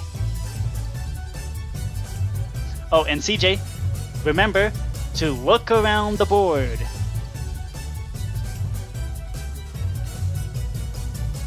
Same goes for you, Phantom. Don't be blind. Nope, you do not delete other people's tokens. You just jump over them.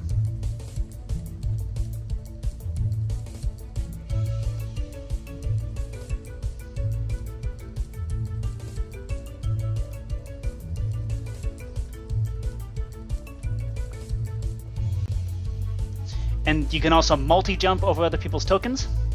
And then we also have this rule, the equal jump rule, where let's say you have a ball that's 2 spaces away like this. You can jump over that ball and then land 2 spaces on the other side as long as it's not obstructed. So you can multi-jump. You can multi-jump and you have the equal jump rule. And Braveheart, make sure to look for the targets, okay?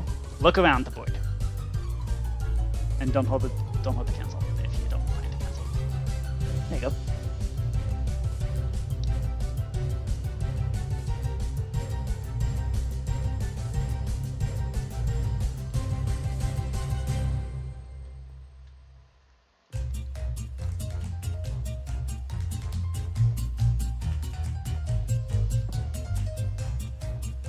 Don't hold the cancel token if you don't plan to cancel. There you go.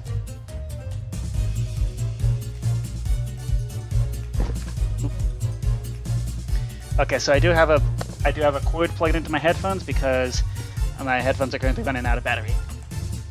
That's what happens when you watch Star Trek all day.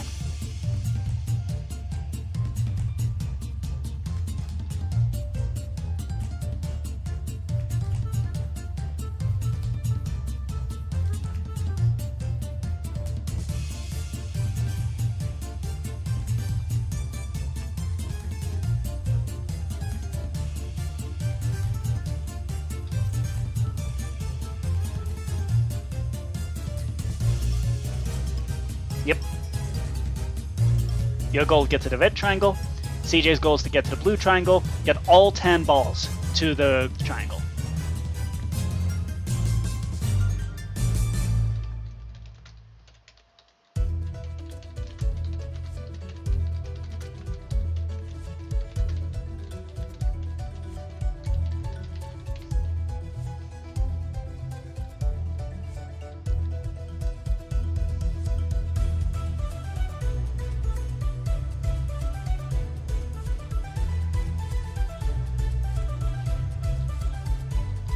Ah, thank you.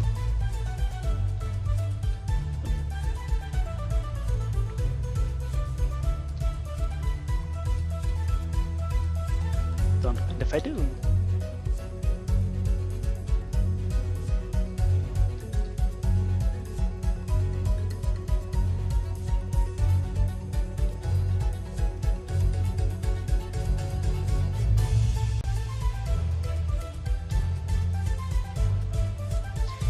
Yeah, you can do some pretty gnarly things. This is exactly the recursion issue that we used to have with this game, but is no longer the case.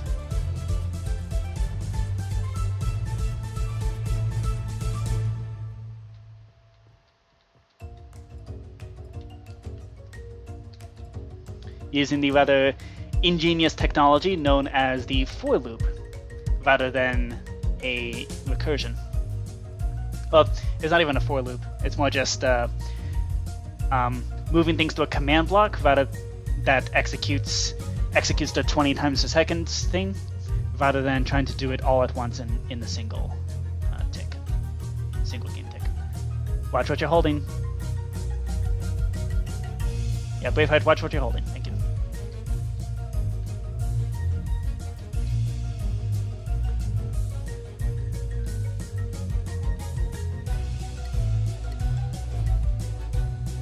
Oh dear. This is why we have the loading screen.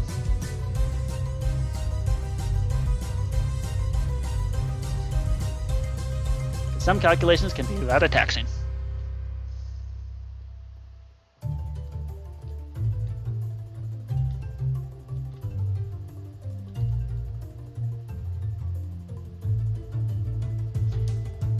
And Braveheart has the...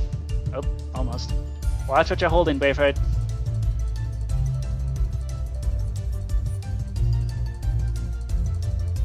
Oh. Watch what you're holding. Oh, that one. And Braveheart has the first one home.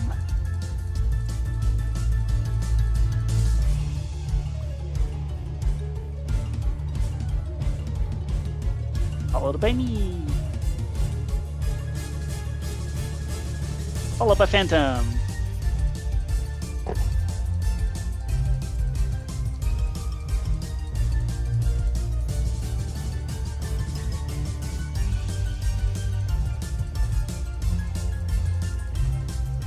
Watch what you're holding.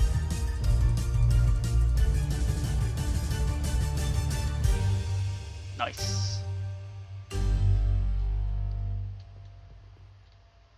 Wait, CJ, did we really block it that bad? Oh, no.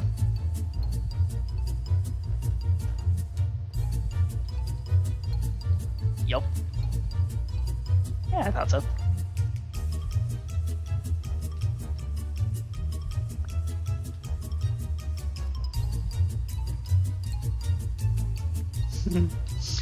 Trying to get the back ones to go.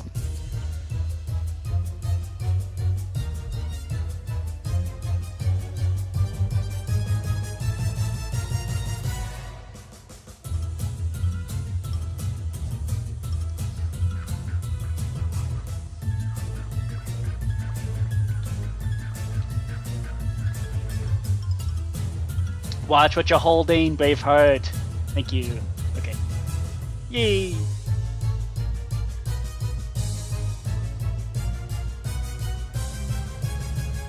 Yo!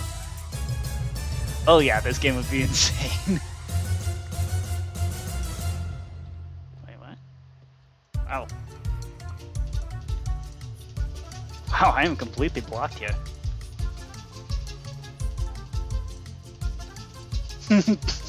Yeah. So many pieces. Oh no! No!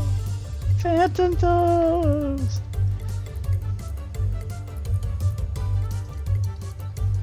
Uh-oh.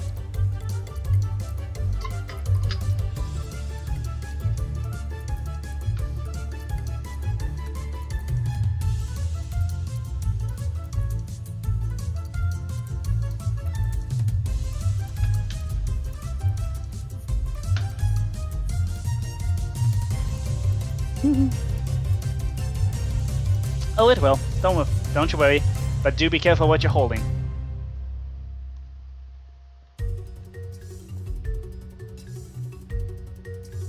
Well, they've created quite the traffic jam for me here.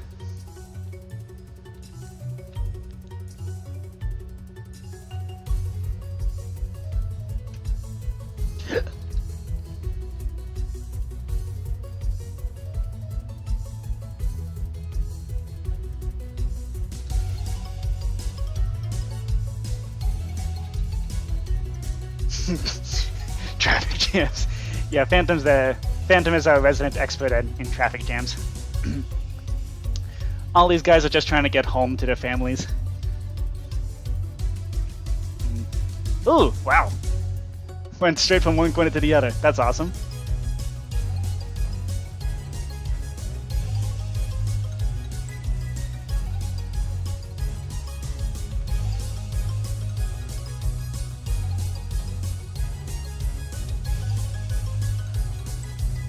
Couple are working overtime. Oh yeah, for sure.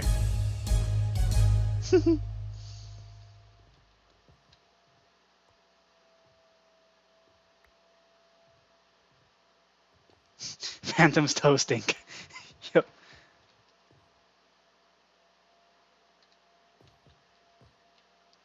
And yes, you can jump backwards. Hence why sometimes farther down the line here, things can take a while to generate.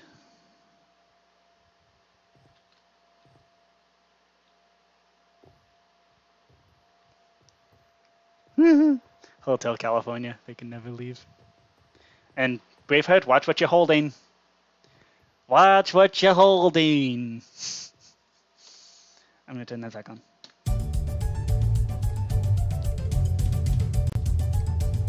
Poor fellas are trying.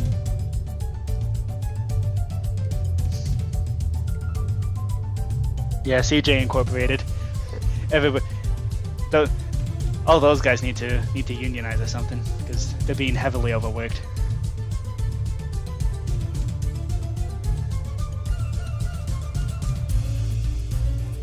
Wow.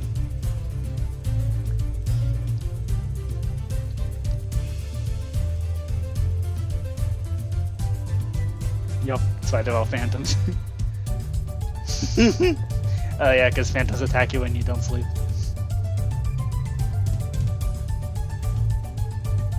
Okay, now Braveheart. Be careful what you're holding. Okay?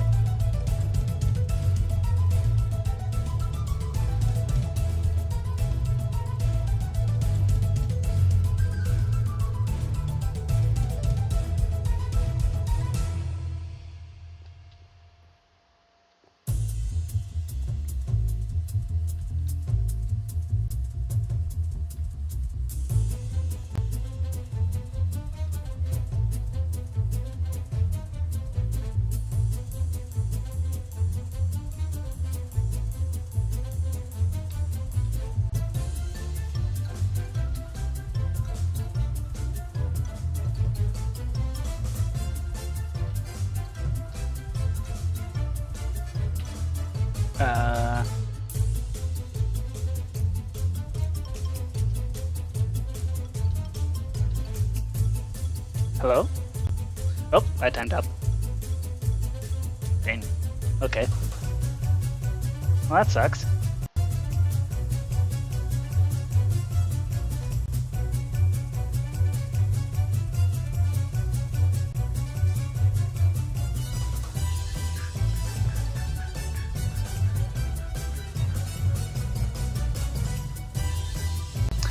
Nah. Nah, Agent X, you're fine. Agent X / Braveheart.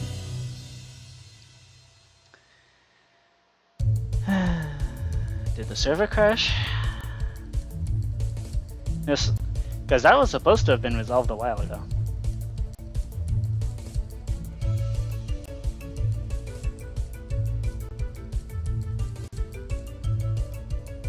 Uh-oh. Oh, I'm joining. Did everybody crash? Oh, wow. Yeah, this used to be much more common. Okay. That really shouldn't be happening. But, okay. Go for it, Braveheart. Let me try to check the console, see if there's any indication of this. Huh. Oh.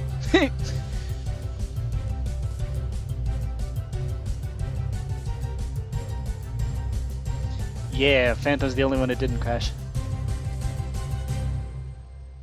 Yep, I'm getting some concerning messages.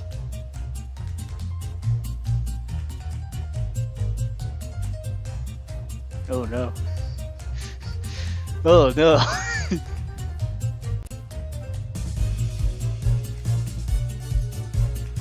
That is strange.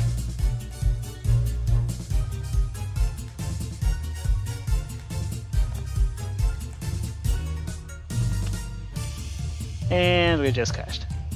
Oh, even Phantom crashed. That's fun.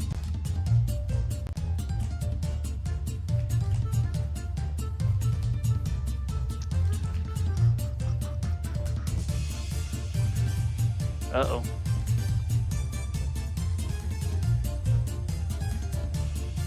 Oh no.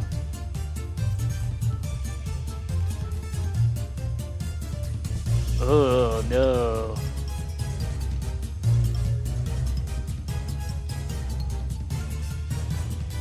Okay, I'm in the game. Oh, here we are.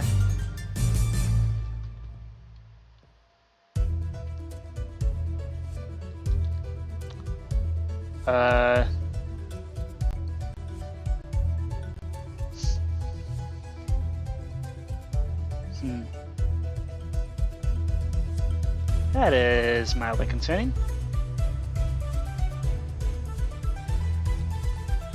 Whoop.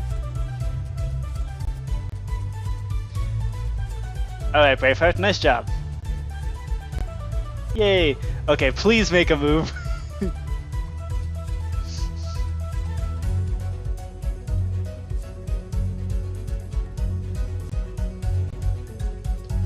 Okay, Braveheart, please do not push the cancel button and make a move.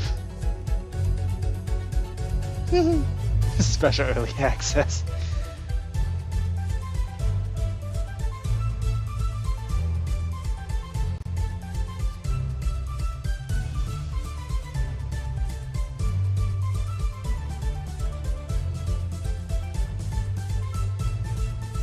See, as the game progresses, we'll get as the game progresses, things will clear up more and more.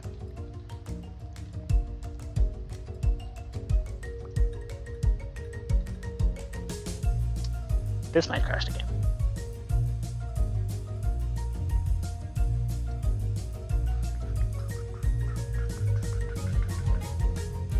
Uh-huh.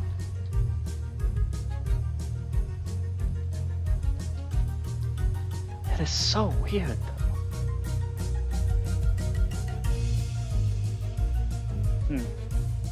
So I guess we do still have some crashing issues.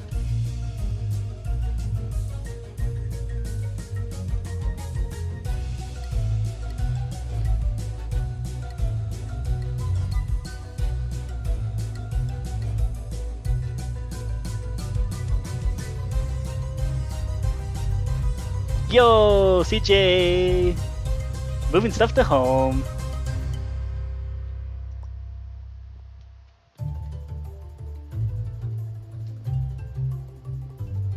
Yay! Yep, not crashing now. Yeah, as we get more like further in the end game, there's gonna be a lot fewer crashing. There's gonna be a lot fewer places that you have to move. Might want to get that one ball out of home if you can. I can.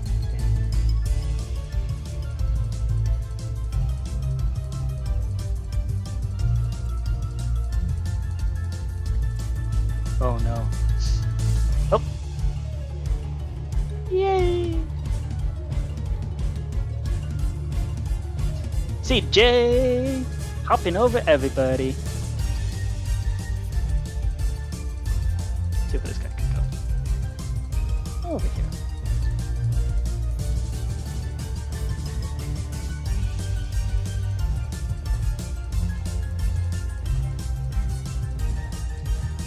Yo!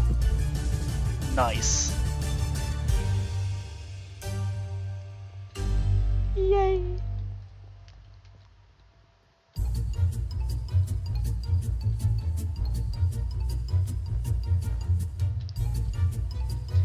Alright, looks like we're in the end game now. This is officially the end. This is kind of officially the end game.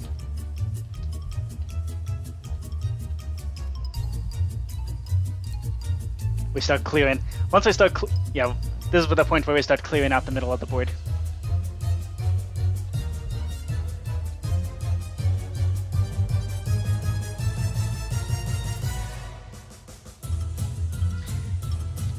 One thing I love about this game so much is that all the rounds are always very close. Like, it might look like right now it looks like Braveheart's absolutely dominating, but that's not necessarily going to be the case.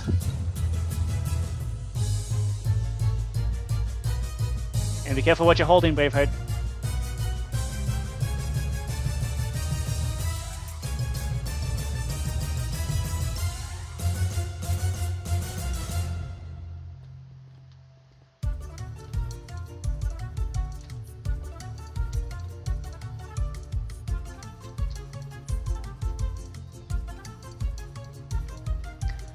Let's see.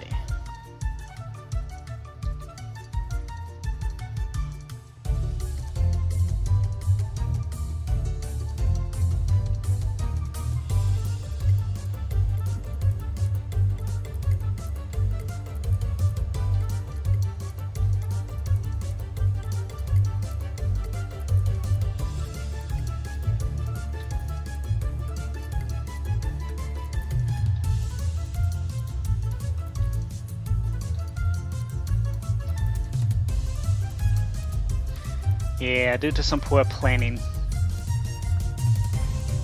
Yeah, this fight's definitely going to be much more difficult.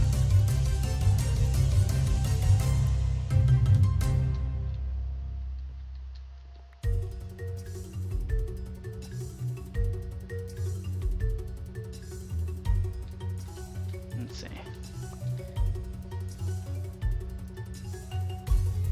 I still got a bunch of guys just stranded out in the middle of the board. That's definitely not good.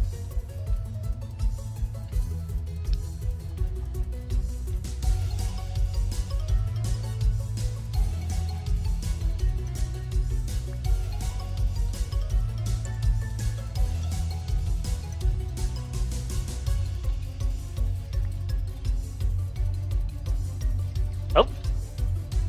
Braveheart's about to win! Yay! Nice job! Nice job, Braveheart!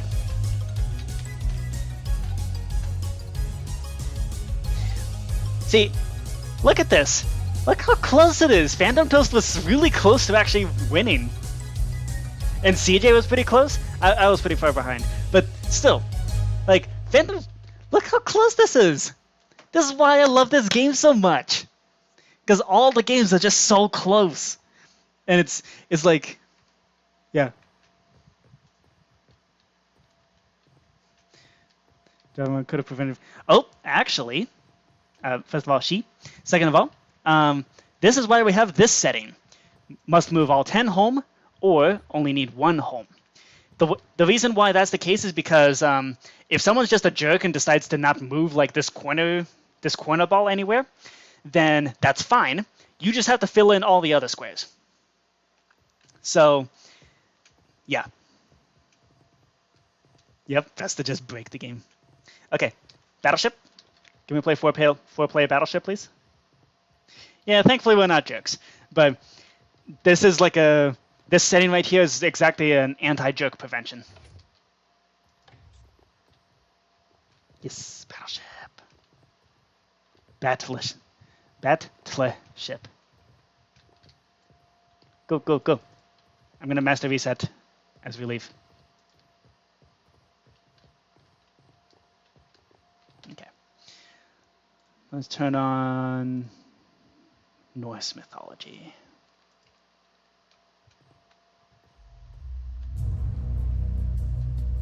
This perfect Battleship music. I think. It's kind of a depressing album, the Norse Mythology.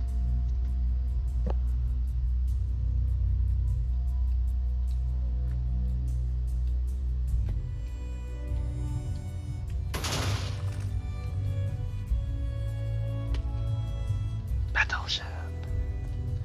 Second floor, pink room.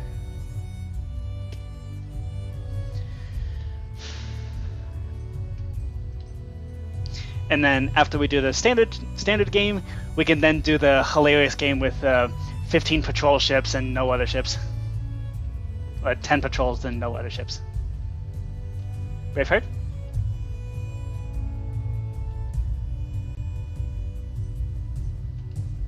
Yeah, that might be helpful. Braveheart! We're not going to announce which ship was hit, but we will announce when a ship is sunk. Braveheart, you need to register. Yay. Place your ships. Yay.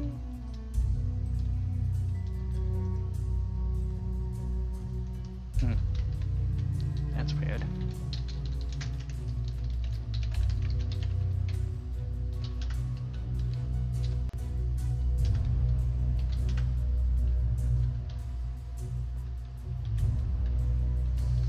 That's not supposed to happen.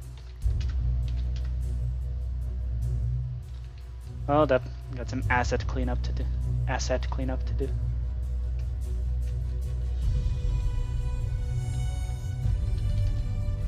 All right.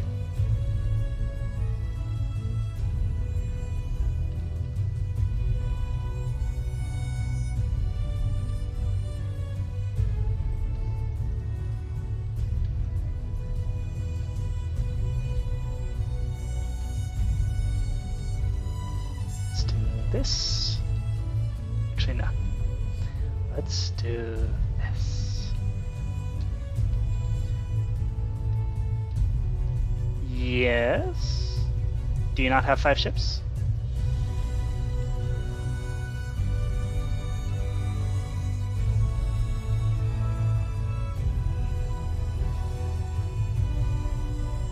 Oh, you're missing a battleship.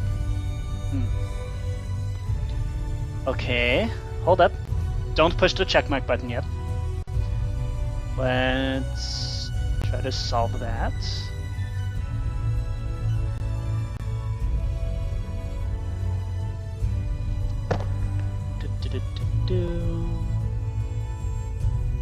Battleship.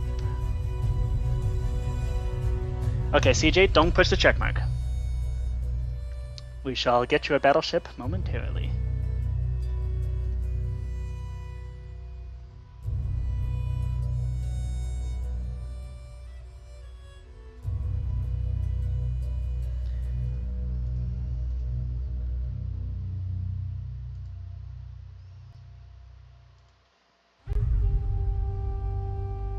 Give ship.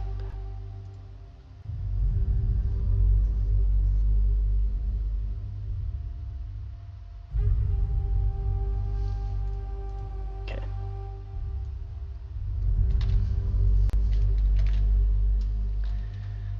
Alright.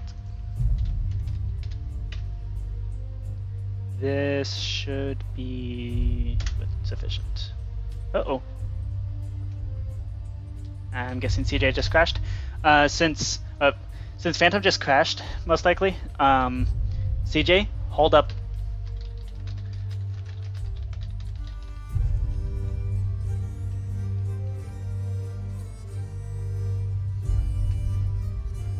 Because we need everybody here in order for the check mark to work properly.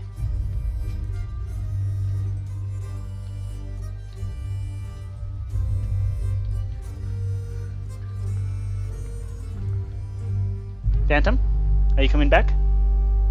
Please?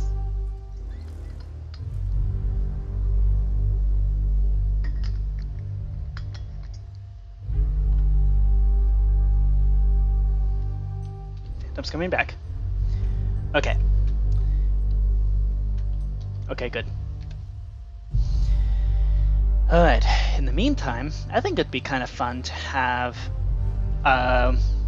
another type of ship, like a starship. I think that would be cool.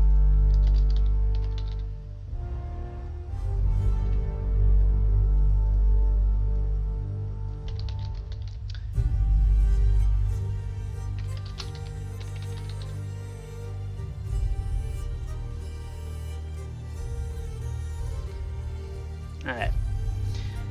Let's actually... We can implement the codes to have a starship, but just not have the model for it yet. Because I think that would be kind of cool.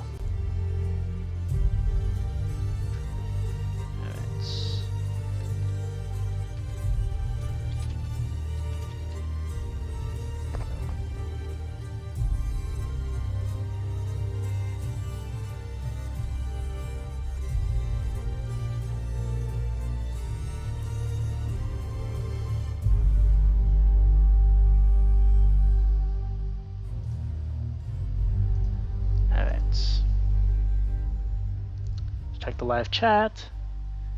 Oh. Yeah.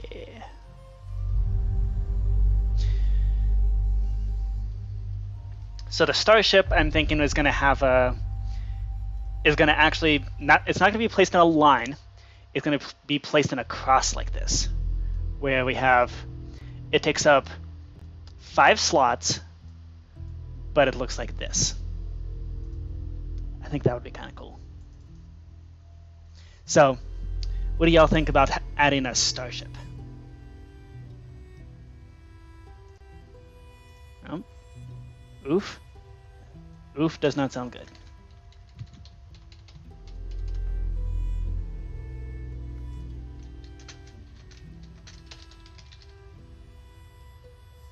And I'm thinking modeling it after a Star Trek starship, because I think that'd be kind of cool.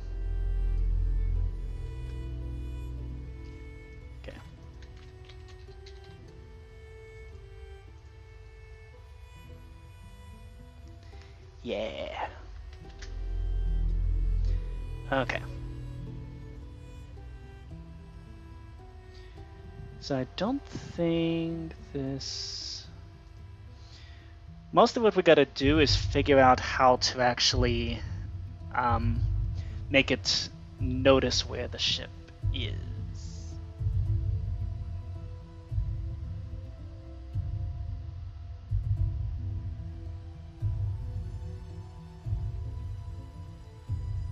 Otherwise it's a hit. Okay. If it's a 6, we say a starship was hit.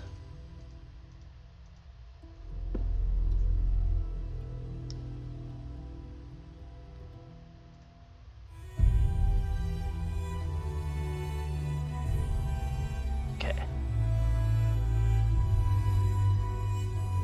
And then we have ship sank.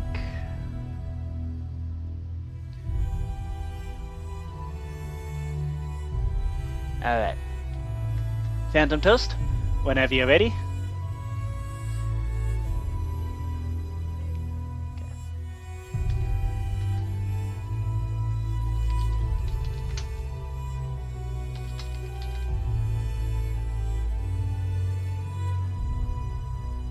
Okay.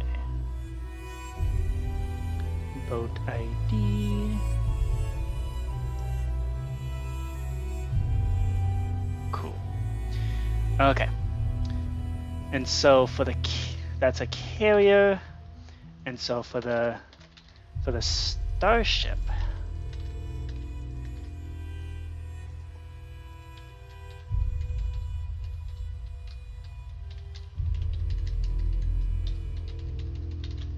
that's the pattern. Uh-oh.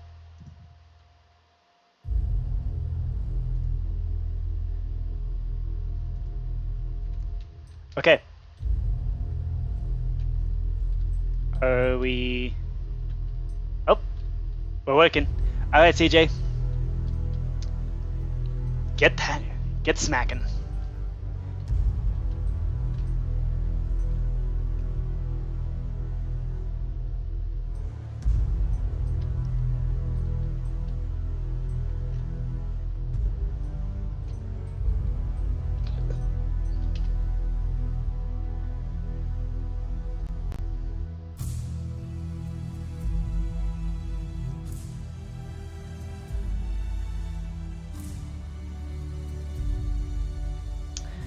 I'm gonna turn off the... Okay, hold up. I'm gonna turn off the Terracotta Army thing.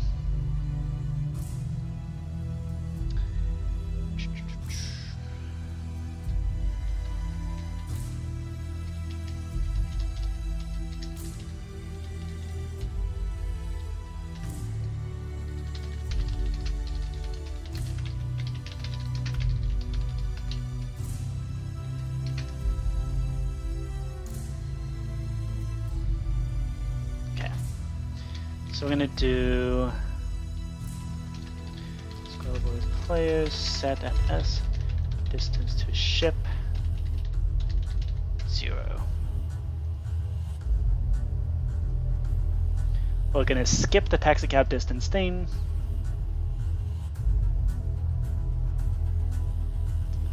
Okay. Yeah. Let's try to skip the big lag. Let's see if we can skip it.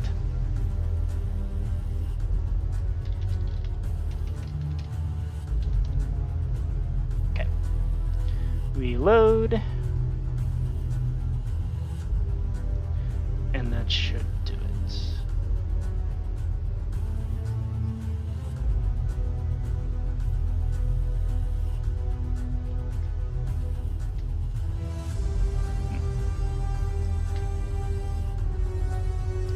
Okay.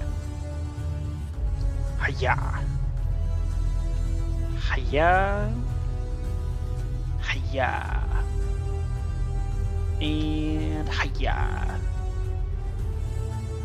Oh.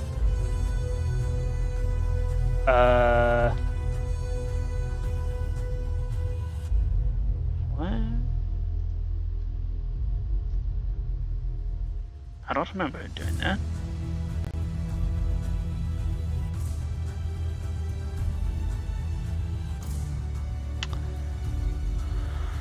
Why is it doing that? That is so weird.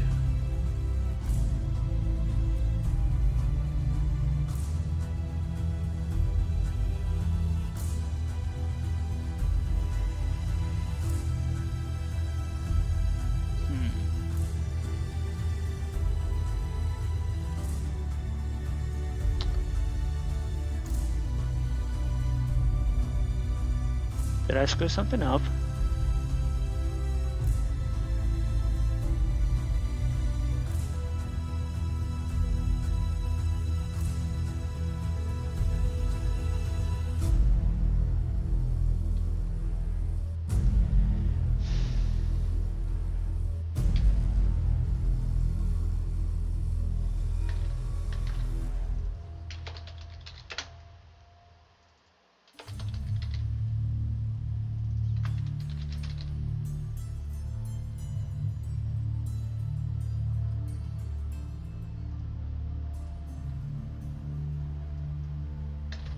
Okay, hold up.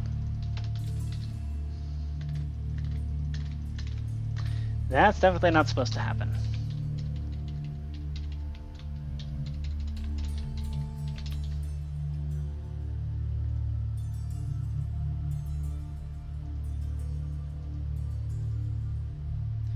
Oh, yep. Yep, I guess PhantomToast is on hard mode. Hold up, are you... Which player are you? Oh, and the FPS is back. Yay!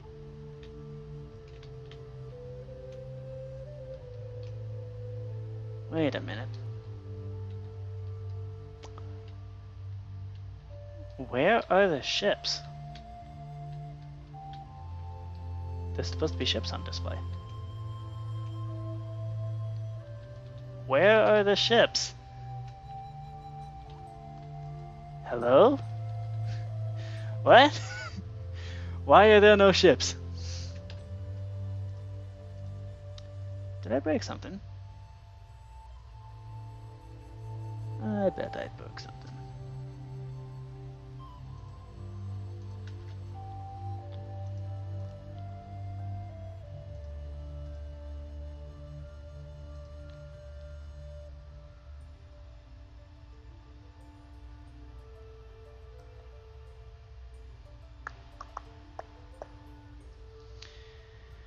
Okay.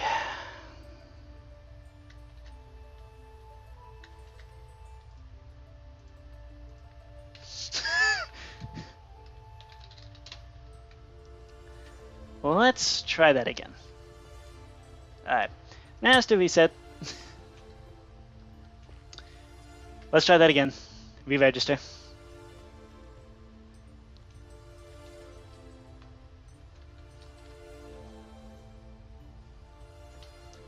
Braveheart.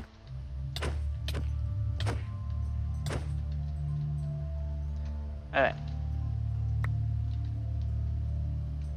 Place your ships. Did everybody get the ships that they needed?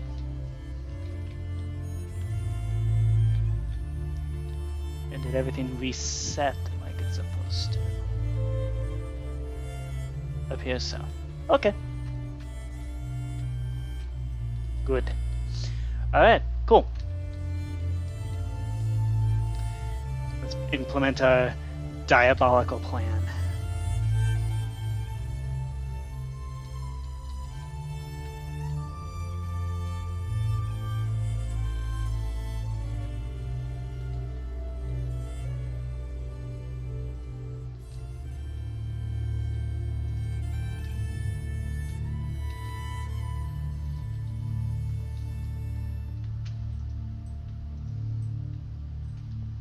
Admittedly, this diabolical plan only works if we do not announce which ship was hit.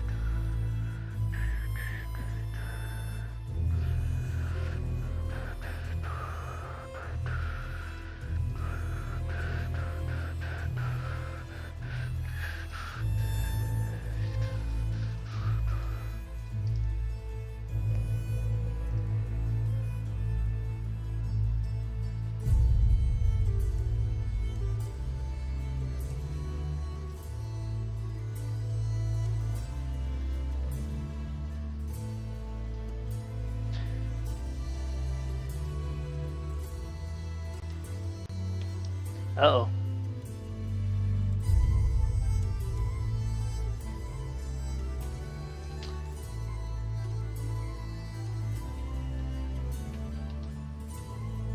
And the ships are gone again?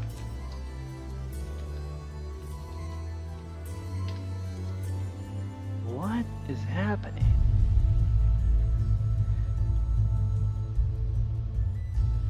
Okay, hold up. Let's see what's going on here.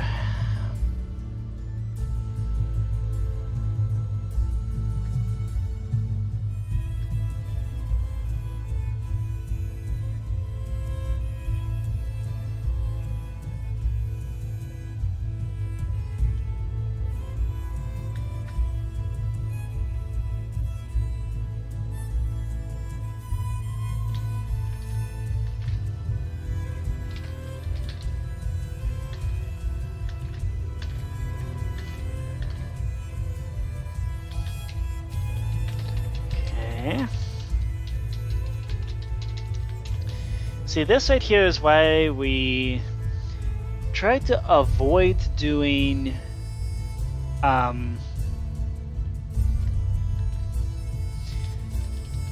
this is why we try to avoid doing programming live on camera.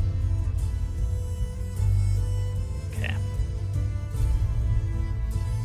The starships are 5.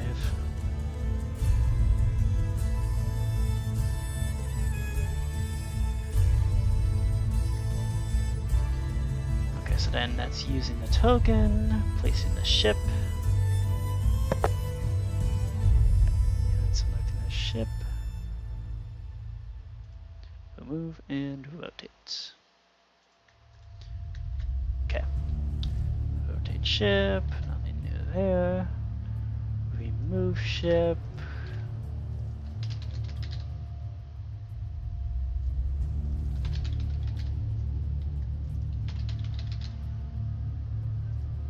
Okay.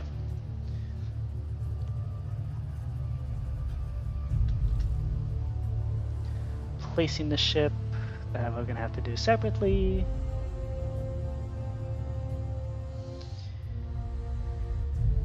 And then place boards. And that's all supposed to happen. Give ship, that's good.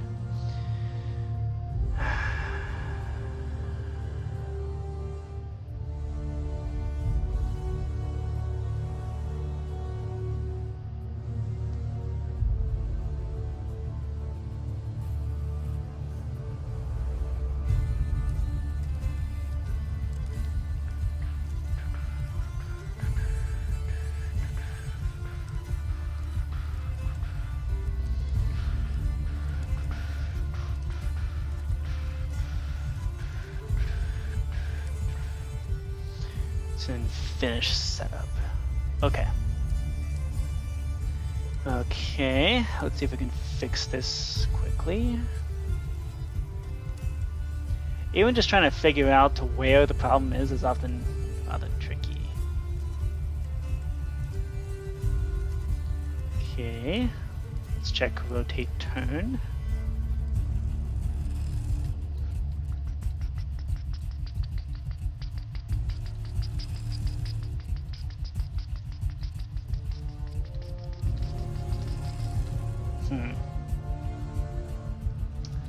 Very strange.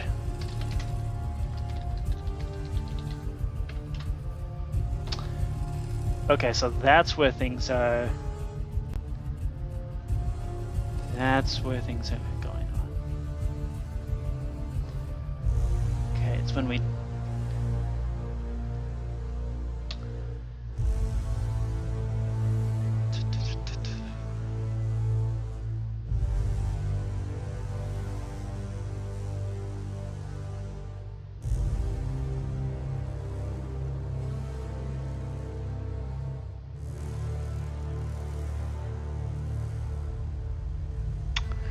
Oh, I see what's going on.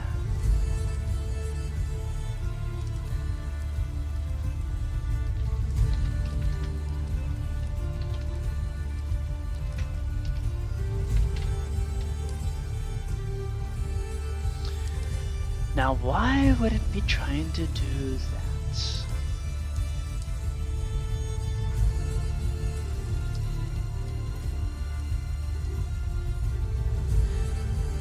Oh, I see what's going on. It prematurely ended the game. And why did it do that? Because I've been stupid. In trying to stop the Terracotta Army, I have made the game think that it ended immediately. This was stupid. Okay.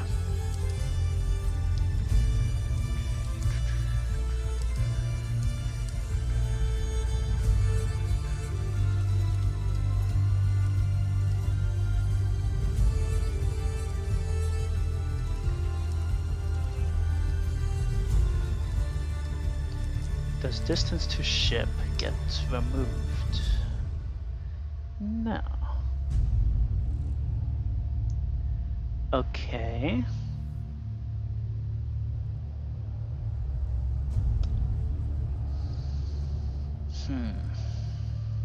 Oh, it does. Okay, good.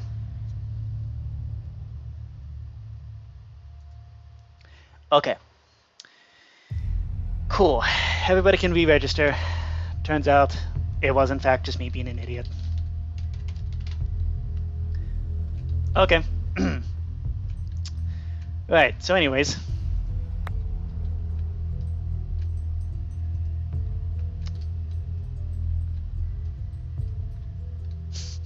Yep. Sorry about that. Turns out, in my attempts to be smart, I have inadvertently been incredibly dumb.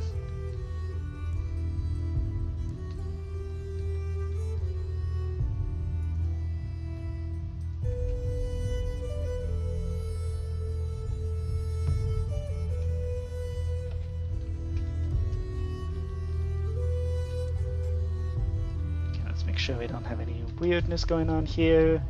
Alright, cool. We will not announce which ship was hit, but we will announce sinking.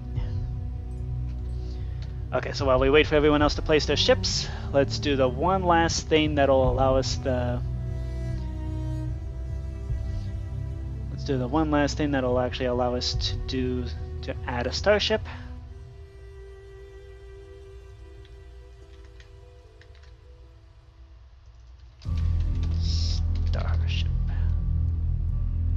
Oh, that was voice chat. Hello, God TV Radio, the Brett Kiane show. Nope, this is not voice chat. Welcome to the stream. Hope you like what you see. We are currently, well, I'm currently programming, but we're about to play some Battleship in Minecraft, and this is a 4-player Battleship. So, yeah. So. Fun stuff. What? Why? Okay. I recently made an edit, but for some reason it's not working.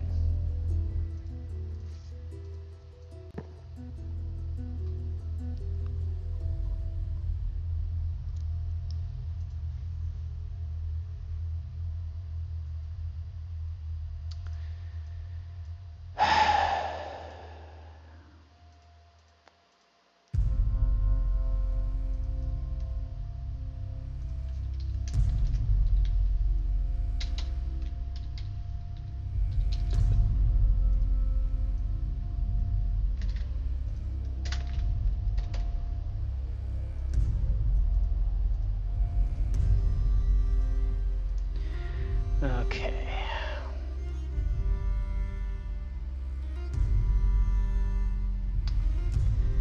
Now the question is how to do this.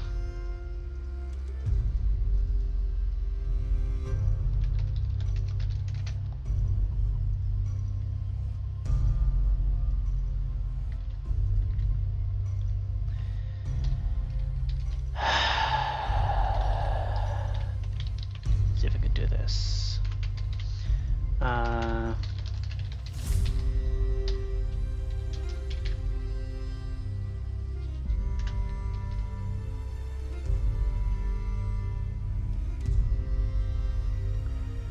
Let's see if this can do something.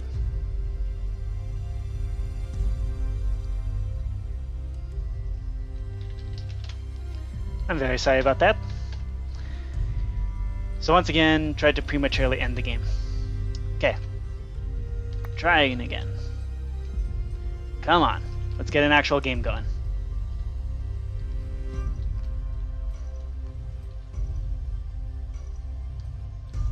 Sorry about that.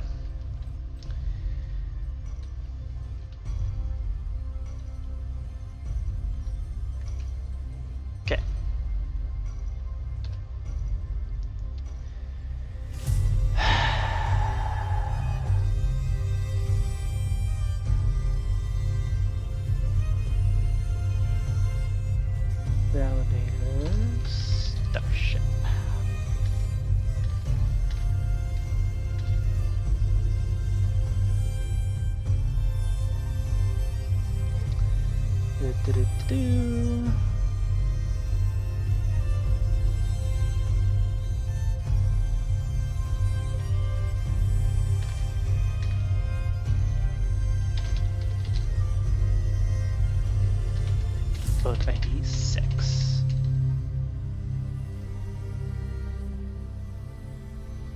Alright. And I believe this is all that we need to do in order to then create the starship. So everything else is just a model. All we need now is just the actual texture.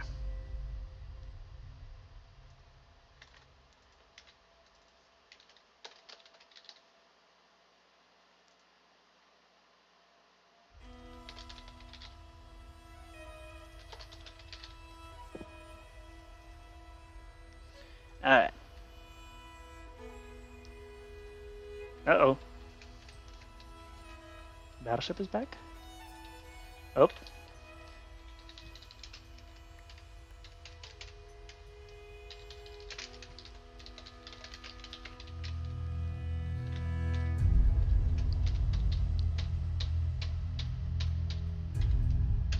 There you go. Nope, shouldn't have looked there.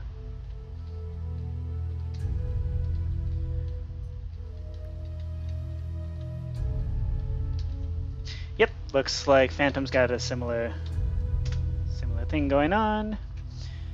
You do have a destroyer. Okay.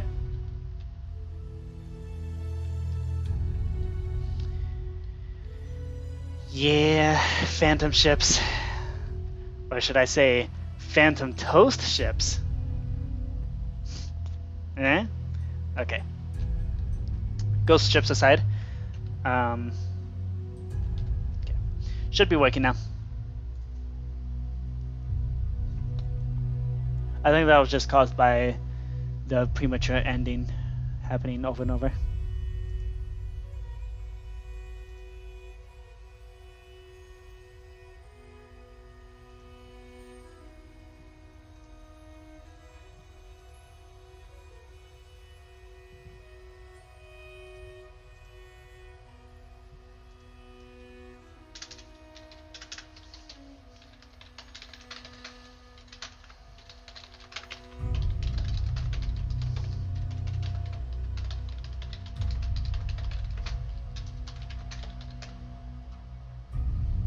Okay.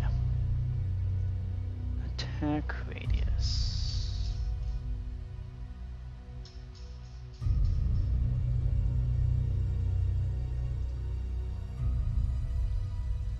Oh no.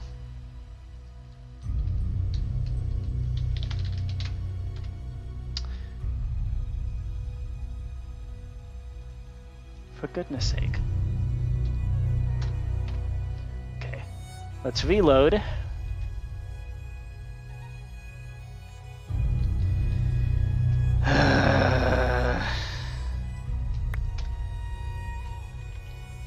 Okay, let's remove the ghost ships if there are any. Okay, there shouldn't be any. One last attempt and then we're giving up. Okay?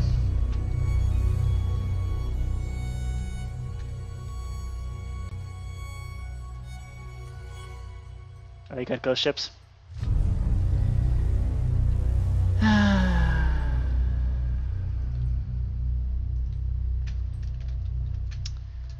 That's...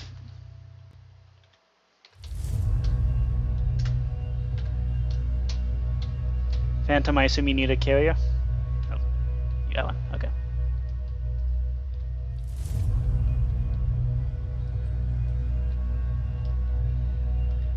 Oh, CJ, you've got a Phantom patrol ship.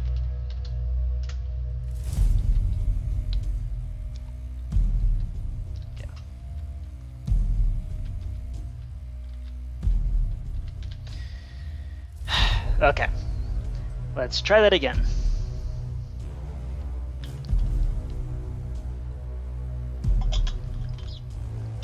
This time with less failing.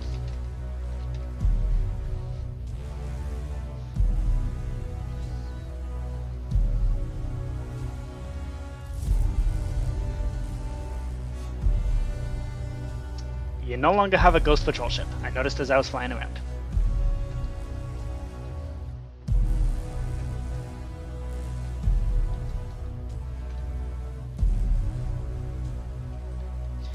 Oh, and with the 6th ship, Now we can finally even out these signs here, because this has really bugged me since the start of the game. Like, 2 blocks over here, 3 blocks over here.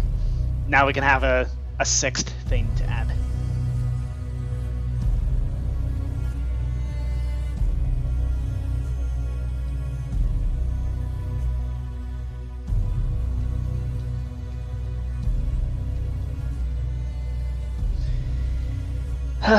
Yeah, please work. The problem is, none of this has to do with the fact that it's a 4-player game. It all has to do with just me being an idiot. Or me being stupid with how I was trying to make things more efficient. Should have been the cake wish. Come on, PhantomToast.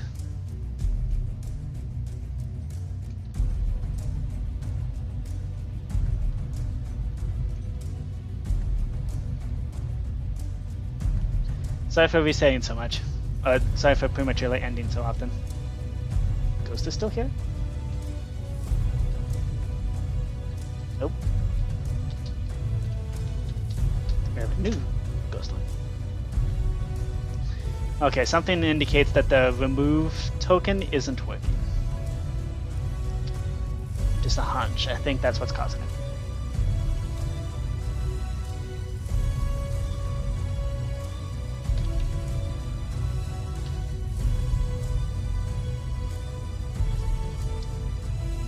Let's see.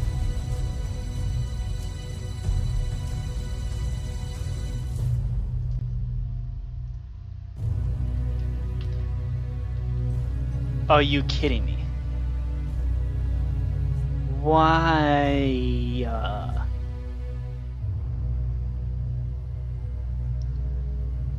Why?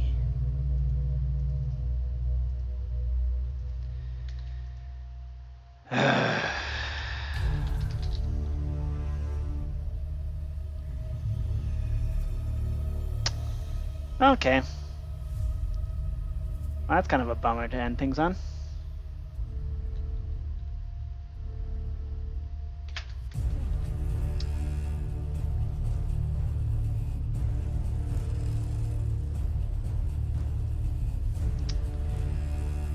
Yep.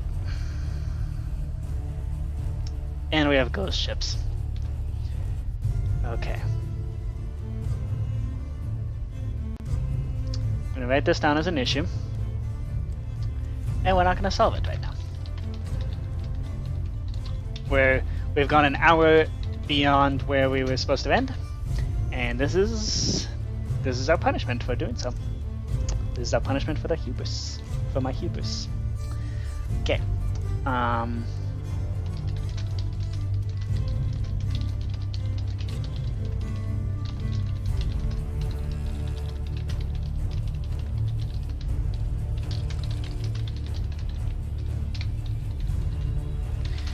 we also have remove token doesn't work.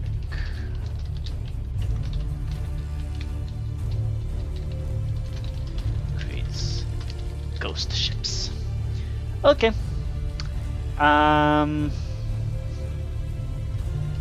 Cool. Alright. Well, this was fun.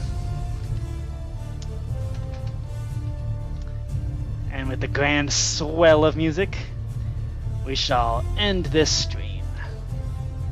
Hope y'all enjoyed. And I will see y'all later. Up into here. Wait, is this the last song on the album? I think it is. Oh yeah, it is. We got another minute. Okay. Does anybody want to stay on Discord real quick and just help out figuring out what's going on with Battleship?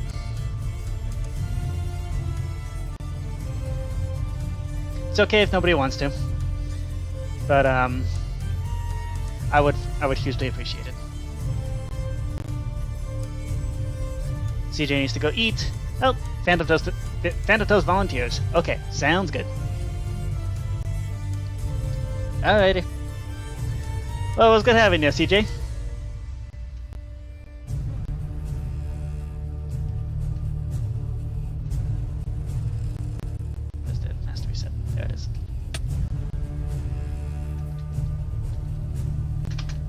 Alright. Cool. I will see y'all later. Pop on the elytra and the fireworks. And I'll see y'all later. Bye!